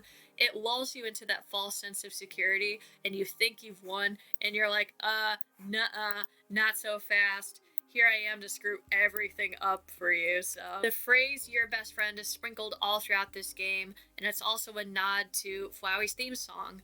It's also a nice nod in Flowey's fight as well, where your best friend is turned into your best nightmare. The guitar solos and Hopes and Dreams and finale also nod to the little motifs in the song Your Best Friend as well. Slowed down 1200% actually turns this into But Nobody Came, the theme that plays when you kill all the monsters on the floor. Obviously, you see more ties to this with the heart locket in New Home, the flavor text saying best friends forever. What would have happened in Jedicide? We're gonna get sad here for a little bit. Like I mentioned back in New Home, Dagger definitely has some weird flavor text where it very specifically says perfect for cutting plants and vines.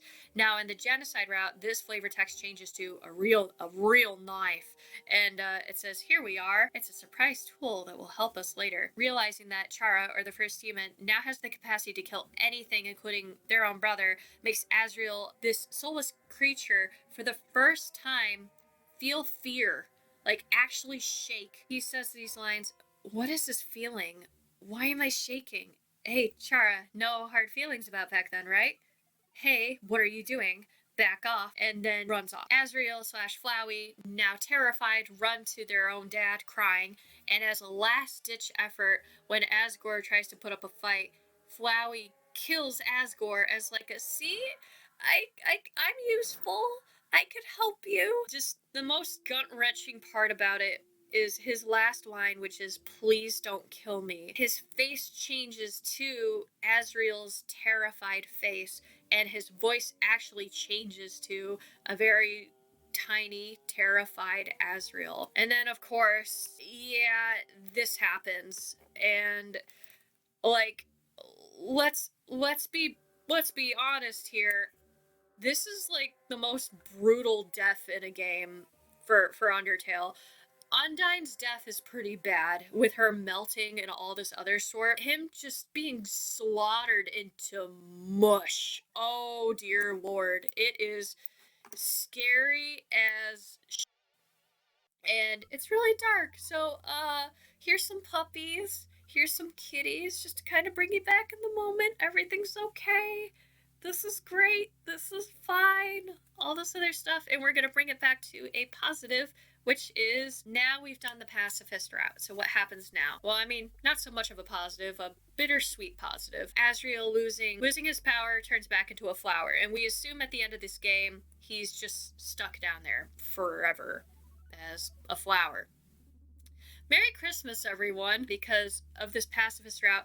Asriel doesn't believe you have Chara's soul, or the first human soul, which is ooh. Probably because Chara wanted Asriel to use his full power when they were attacking the village. They had the capacity to kill, but Asriel didn't have the heart to do it. He was too scared. He didn't want to go to that length. We remained in full pacifist the entire time that we were here, even in, like, the face of literal death. And there's some heartbreaking lines, just the whole, don't think of it as me, please remember me like this, someone that was your friend for a little while. We see this glimpse of pureness, but there's definitely a sense of realism to his lines as well. Like, there are a lot of Floweys out there, not everything can be resolved by being nice. Don't kill or be killed. So, definitely those kinds of lines. So, how bad is Chara? This is kind of like a huge debate in the community. There's a lot of theories about it. I'm not going to dive too deep into this, more or less, because I think there's people that have explained this concept way better than I ever can. I'm just an Asriel fan. I personally think that Chara was a human that had determination in their soul. They wanted the barrier to be broken. They want their newfound family to be happy, and they know how horrible humans are. Hence their split emotions of either fight or act and be kind to everybody. And you get one or the other depending on what ending you take. You either get Chara's humanity or you get Chara's vengeance and that bloodlust and whatnot. There's a really great video that is Who is the True Villain of Undertale. I recommend you check it out. It really dives deep into this more, and it has more context clues within that as well that really fills in these gaps. Alright, so after the Asriel jump scare, final words. Everything's okay, you did it, take a deep breath, there's nothing to worry about. Makes me so weepy because we have gone so far to get to this particular point in time. And here we are, we did it, we're at the end, we made everything happy, we made everyone happy. And now we're at the point where we're like, we've got to let this character go. We got to let them be happy with Toriel and Asgore and Sans and Papyrus and everybody else. If we do decide to reset the game, Flowey specifically asked to reset his memories too, which kind of contributes to that whole existential crisis of just at any point, this happy timeline that they have, this happy moment where everything's okay and everything's peaceful, nothing's gone wrong, nobody's died, nobody's been killed. There's that lingering fear that at any point this could just be a snap of the fingers and now you're back to being a flower in the underground and everybody's trapped and everybody's miserable. So it's definitely some terrifying implications there. Now, quickly, I'm going to go over Winter Alarm Clock text. This came out during the 5th year anniversary of Undertale. There was originally supposed to be an alarm clock app with various Undertale storylines, but this was halted due to work on Deltarune. So this winter dialogue was released as part of the 5th anniversary. So Papyrus throws this huge holiday party. He invites basically everyone. Flowey, of course, is creepy as normal. He says a line like, "Winter is great because you can't distinguish the dust of your friends from the snow. Merry Christmas, everyone." Flowey wants a bike. He wants a bike. And like he says that if somebody gets him a bike, he'll be useless. Get this poor Flower a bike. Get him a bike. Toriel gets plastered during this party, and she doesn't want to go too much into it. Neither do any of the party members. Flowey spills the tea, and he kind of lets you know what's going on. He's also really harsh about it because, of course, he's Flowey, like whatever. The lines are, "Golly, that's right, the party. They left her there, abandoned in the garage to rot in the cold. Her mind burnt to nothing from all that merrymaking." To think she made so many friends. They're lucky they never saw her in the ruins, living in loneliness. At her very worst, even forgetting to eat or sleep. Guardian of the ruins? You can't even take care of yourself. Definitely some really harsh criticisms, and that line of "you can't take care of yourself" kind of reminds me of when you kill Toriel, where he's like, "Oh, she couldn't even protect herself, ha ha ha ha ha." So we're gonna get sad again, because while drunk, either hallucinating or actually recognizing Flowey, Toriel calls out to Asriel and tells him that she will never let go of him again. Flowey follows up with the line, "Idiot, you can't even take care of yourself," which now in that context is absolutely heartbreaking. Even if Flowey is in this form, even if Flowey doesn't have a soul, he's still trying his best to take care of his mom. He knows his mom is completely just overwhelmed with grief. She's no longer living in the kingdom. She's not a queen anymore. She broke up with Asgore. She's living in the ruins. She's all by herself. She's seeing these children die left and right, and it's just constant trauma. So, like, I feel like there is a part of Flowey that does feel sympathetic with her flight, even though he is really harsh about it and stuff, too. Toriel has some interesting dialogue shortly after this that mentions that someone used to fill their glasses nearly completely full. We're going to imply that this is the human or Chara. So Asriel started doing it, too. When she woke up from the party, and when she woke up from falling asleep on the ground in the ruins, she was met with that glass of water while she was tucked into bed. Flowey is a trooper, okay? He dragged his drunk mom from a party that nobody else helped, okay? Like, I understand if, like, people were drunk. Nobody else helped. This was all Flowey. Flowey dragged her ass to bed, got her a glass of water, like, even to the point where it's exactly the way that it was back when Asriel was younger and stuff. And it shows how much compassion that he still has for his mom, even if, like, he can't really feel those emotions. He still worries about her. He's still there for her because nobody else is. And, like, I feel like that's really, really beautiful, and just something that really got skipped over in the alarm clock stuff. So it's just absolutely heartbreaking, absolutely beautiful. Legends of Localization. Okay, I'm gonna go over a couple notes here. So when Flowey is back to being Asriel and becomes God, Asriel still uses the term Boku. This is from the very beginning. I kind of explained it earlier on, that it's kind of this boyish term, but he uses Boku with a lot of disrespectful speech patterns, where it shows that even when he's grown and he obviously really, really hates you, he has this kind of friendly vibe towards you. He knows that he needs you. Slowly, as this kind of gets revealed more and more and more, his vulnerability and his trauma starts kind of coming back out again, and that kind of innocent hurt phrasing starts coming back out again in the Japanese localization. So the anagram, I mean, you guys probably already know, the anagram for serial murder is confirmed in the Legends of Localization. Asriel is a combination of both Asgore and Toriel, and Asriel is a nod to the Angel of Death, Asriel, Azrael.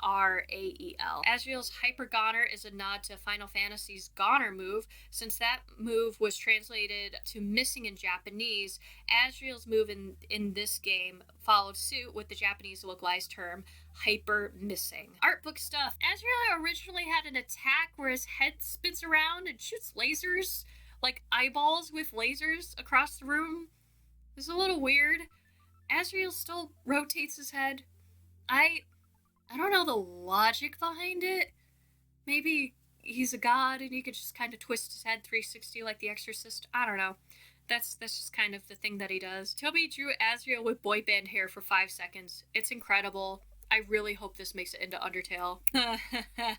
There's a nice little line in here where it says, every time someone calls final boss Asriel hot, an angel gets its wings, an angel of death. A moment of silence for all those angels of death that have been created. Asriel's death angel form. I just think with the wings, the core, that kind of like heart center, I think that's just such a neat design.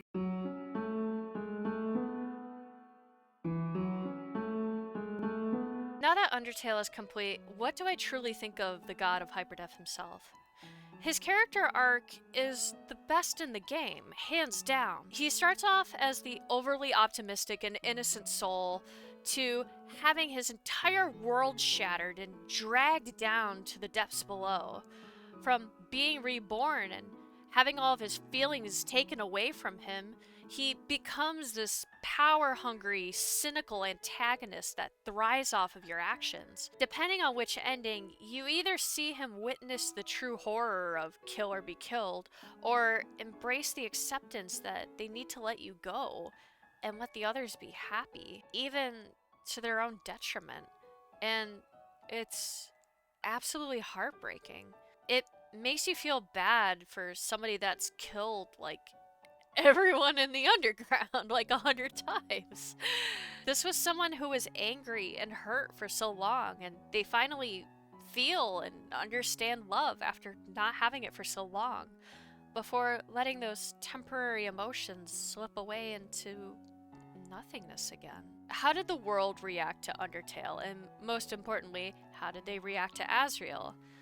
Undertale became a household name in the industry, especially within my college. Usually the first couple questions that you would hear were, did you play Undertale? Did you do pacifist or genocide? And if you didn't pick pacifist, you were burned at the stake. Yeah, that's kind of how the fandom was at first. I'm glad it's calmed down a bit. When it came to Asriel in particular, there were an interesting series of reactions.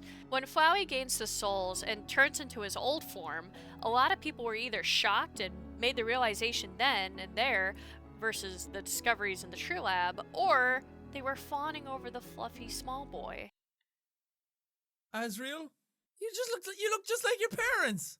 What? Who is this? Wait a minute. It's a goat thing! Is... It's the child! That's why the tape Yes. said howdy! Yeah. Who the freak is this? Hold up, who is this? Finally, I was so tired of being a Their son was the flower? Wait, hold up. When Asriel transforms into Hyperdeath Asriel, a lot of shock just across the board. What is happening? What? Oh, what the hell is this? The music. Yeah. You know when they play the main theme, You know some this is the end. serious shit is going down. It's turn. Okay, what is this? Whoa! Hold up! Woo! This is crazy! Holy shit, this is awesome. That is trippy. I am tripping every single ball that I have! The fight and the ending melted a lot of people's hearts and left a lot of people teary-eyed, especially with the comfort and forgive options. Oh, no. Oh. So sad.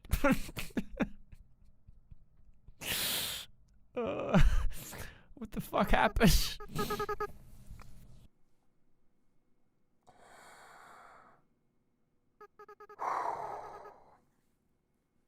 Wow.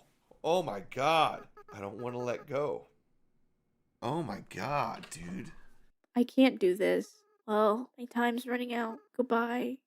No! That's not fair. I have tears. No. There were not a lot of dry eyes in the house, and that includes myself. The music for the scene has been covered to death, no pun intended. There are a lot of incredible and amazing covers, including some that have created their own vocals to go along with hopes and dreams and his theme. After wrapping up Undertale and seeing Flowey's warning when re-entering the game, a lot of people heed his warning to not touch the perfect universe. Well, except for the souls who wanted to see the world burn, so YouTubers and Let's Players. Quickly, let's dive into the official merch. Unfortunately, there isn't a lot of it. The first thing to come out were the Deltarune shirts. They came in women's and men's sizes, and the colors were purple and black respectively. Unfortunately, after a while, and I have a theory as to why this happened, the black was discontinued. If I had to guess, this is because of the game Deltarune. Maybe there's going to be a black variation of it. Next were the pins. Flowey made his appearance in the pin set, and then had his own pin for the Flowey fan club. If you count the Deltarune pin from Deltarune as well, there's that too. There are these gorgeous cups that are out of stock. Why? They were Royal Castle mugs and I can't find them on eBay and it's heartbreaking and I want one. Next is this awesome metal shirt of Omega Flowey, which I've honestly worn to a couple concerts. It's thankfully still in stock and it looks cool as hell. Next were a series of stickers with different Asriel forms, such as Young, Hyperdeath, Omega Flowey, and of course Flowey himself. You unfortunately have to buy it in a set. There's the Omega Flowey scarf, which I have and I adore. I'm a for black and red, so this color scheme is my jam. Oh my god, wait a minute. I forgot to mention the Flowey. Oh my god, how could I forget this guy? Oh my god. Alright, we're including him in the video. Of course, the pride and joy are the pandemic charity shirts. This shirt. It's perfect. I love it. These are gorgeous shirts with Hyperdeath-Kisses on the front and a metal tour listing on the back with various quotes from the game. These were just recently discontinued. So now when you pop on Fangamer, there are no results besides the tarot, and I'm going to get into that in a bit. There's a theory for this reason, and it might be because we're probably going to get College Asriel merch for Deltarune, but seeing how long it's been, and we're expecting Asriel at like chapter 7, it's gonna be a long while till we get more. As for the spoiler theory, that's definitely out of the question because we got Bone Zone, Omega Flowey, and then we have Hyperdeath Asriel merch. I just like a little more, please. You'd think such a big character would get more limelight, and hence why I'm doing this video. Now, a piece of merch I want to give special attention to are these Undertale tarot card prints, which I use as major arcana sumi. So, the first card I want to present is the Magician, which is Hyperdeath Asriel.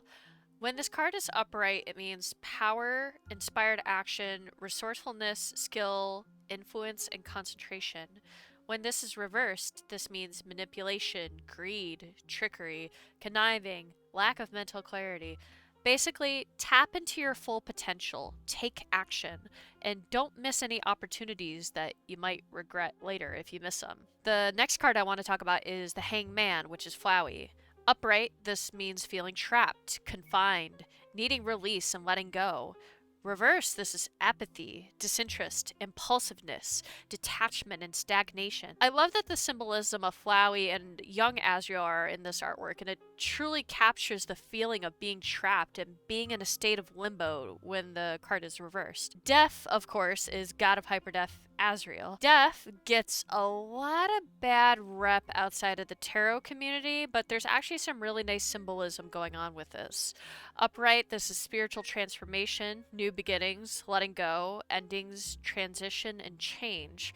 Reversed, this is the inability to move forward, the fear of new beginnings, repeating negative patterns, resisting change, and dependency. Death can be the end of a relationship, a concept, a chapter in one's life, but also be the sign of new beginnings and transformation, a rebirth to a new chapter of one's life. For Omega Flowey, this is the Tower. This is the card you don't want in tarot.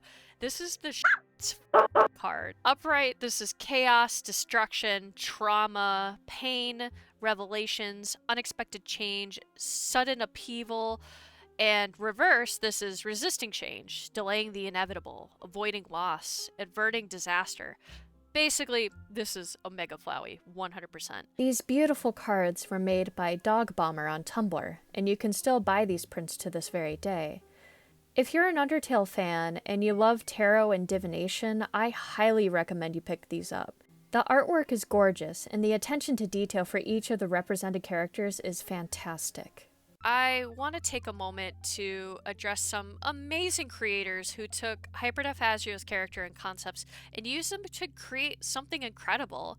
So let me quickly shine a light on some of my favorite Hyperdeath-Asriel media and some additional Flowey content. AUs, or alternate universes, were created and built up rather quickly from the framework of Undertale. This inspired art, music, fan games, animations, and the works. Of course, I can't talk about Hyperdeath-Asriel without bringing up the Growth Spurt AU, basically answering the question, which is, what if Asriel lived on and kept his form?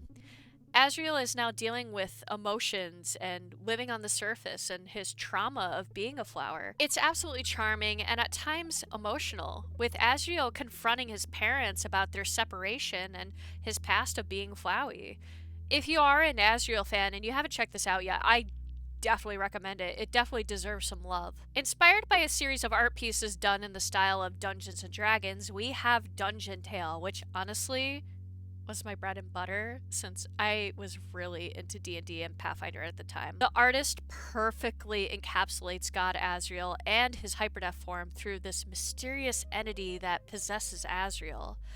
This Asriel definitely helped set the tone of Hyperdeath-Asriel fanon of him being this sassy, flirty little shit. Each week, people would send in their questions or just flirt with Asriel. It was an interesting time. Caitlin the G became a fandom sweetheart with their sugary sweet artwork of various characters from the Undertale series, even creating some AUs such as Mahu Tale and Repo Tale, a retelling of Repo the Genetic Opera through Undertale's characters, which I totally did not try to do a rewrite of the entirety of the Repo the Genetic Opera script, and then I got like up towards the end and then I gave up because I got busy. I'm so sorry.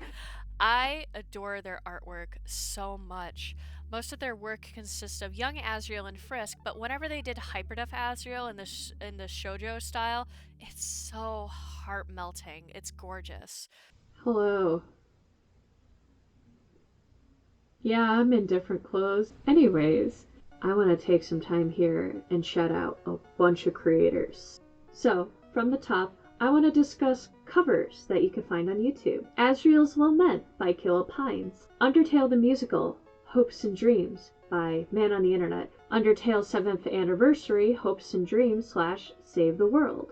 An animated OST by Lost Soul. Undertale, His Theme, orchestral cover by Osiris Music. And now, getting into animations. Flowey pre-battle dialogue fan animation by Haley Soto. 3D Omega Flowey by The Regressor. Asriel Plays Hopes and Dreams in MIDI by Omnisam. Asriel Mad Echo by Aaron. Asriel Dreamer Fight Cinematic Dub by Plotline Plus. Animation Prince Asriel by Absolute Dream. Hopes and Dreams Undertale Animation by Leela Zhang. Literally anything by Car Vroom Vroom on TikTok, especially Asriel and the Asriel song. So now we're going to get into cosplayers, and they are spread throughout, so here we go. Remy cosplays Odrix, Giuliano Licari, Snowpoffle, Cerebus Sings, VHS Tapes, Deku Toad, Rowang Cos, Just Trying to Vibe, Rossifier, Mad Marsh, Just a Bill, Neil Creates, Carrot Cosplays, Recon District, Neela/Blue, Machamander, Aliki Cos, Jayan Crawler. And now some notable artworks and artists. On YouTube, there is a speed paint of the deity of Hyperdeath, Asriel Dreamer speed paint by Namiel. Literally anything by Honey Cotton or Mad Dummy. Arms Up for Mr. Trout. Suki Floof, along with their many discussions about Asriel. Sketch It 20, Not Glacier. Koya Shaka 59. And now, if you're a Hyperdeath Asriel fan and you're like me and love repping the GOAT IRL and wherever you go, there are a ton of stores that sell Hyperdeath Asriel merch or just Undertale aesthetic merch. Princess Ray, Jio Guts, Pixie Stem Studios, Lala Lori Shop, Ixsma, Lemon Juice Day, The Abyss Shop, Mythic Glow Candles, Fluff Kevlar, Loading Crew Craft, Raynon's Prince, Atlas Cafe, Crafty Pixels UK, Hawk Furrows, Arum Shop, Para Para Prints, Empty Masks, Lamb Blue, Simkai Hoodies, Basic Amoeba, Spaghetti Donkey, Sobneri Power Up, The Sticker Alchemist, Delphi Strawberry, Coda's Cove. Last but not least, I want to feature one specific creator on Etsy, and they go by Fried Unicorn Studios. The art style is incredible. It is immaculate. And not only that, but from time to time, sometimes it sells out. There is this mouse pad, which is beautiful. They also have stickers of that exact same pattern. And if you are a Hyperdeath-Kisses fan, go to their store. Their stuff is so lovely. Their art style is so lovely. And listen, by the off chance that you have stumbled upon this video, not required, by the way, no pressure, nothing, like seriously. If you ever happen to make a print of this at all, I will buy it. I will buy it. I have to point out some incredible videos for those interested in Asriel, Flowey, Undertale, and the communities. The Terrifying Brilliance of Omega Flowey by Black Jupiter, What the Internet Did to Undertale by Super Eyepatch Wolf, How Undertale Created Fear by Nizumi VA, Undertale's Timeline Misconceptions, Fandom Mandela Effect, and Toriel and Asgore's Parenting Problems, Undertale and Deltarune Analysis, both by the channel Dort. I can't believe I'm saying this. We're at closing notes for this video. This is insane. And with that, I have to celebrate. This video has been a labor of love since December of 2023, and now posting it in May of 2024, it feels really good. Like, insanely good. So, that surprised me. With that, cheers. Holy moly. Cheers to that. When I set up the PowerPoint for the live stream back in December of 2023, as you could probably tell from the various audio and visual issues, I had no idea that this would turn into what it is right now. Sitting on this very couch, rambling about a fictional character for this amount of time, I can easily say that this was not on my bingo card for this year. Asriel and the sheer power of the community surrounding this goat edgelord shaped me as a writer, a creator, as a human being. It's beautifully ironic that a god associated with death would end up showing me how beautiful life truly is and save my life. With that, this is the end of the video. I personally want to thank you for spending your time with me talking about Hyperdeath-Kisses for God knows how long. You're a rock star if you've made it this far. Thank you to Brad and Matt too for being part of the live stream and adding additional points to the stream that otherwise would have been missed, and for providing emotional support when I was bawling my eyes out about Asriel at 4 in the morning. By the way, Matt too is a really great piano player. Definitely give his page a check out on Instagram and on TikTok. The biggest thank you in the world goes to my boyfriend for all of his technical help with this video, the live stream, tips, and for being the first person to sit through all of this. I'm so sorry. I love you. For those who are intrigued by part 2, it will be a bit. I've been working on this video while balancing a day job, so it's been really chaotic. I don't have a date and time for when this will be ready, but I'll stay updated on my progress via TikTok and on the community page for this YouTube channel. If you want a taste as to my thoughts and feelings, I recommend that you hop on my TikTok. Give these many, many talented creators some love, and check out the video essays that I've recommended as well. Stop by Etsy and support the indie artists. With that, I wish you all an amazing day, and may all of your hopes and dreams come true. See you on the other side.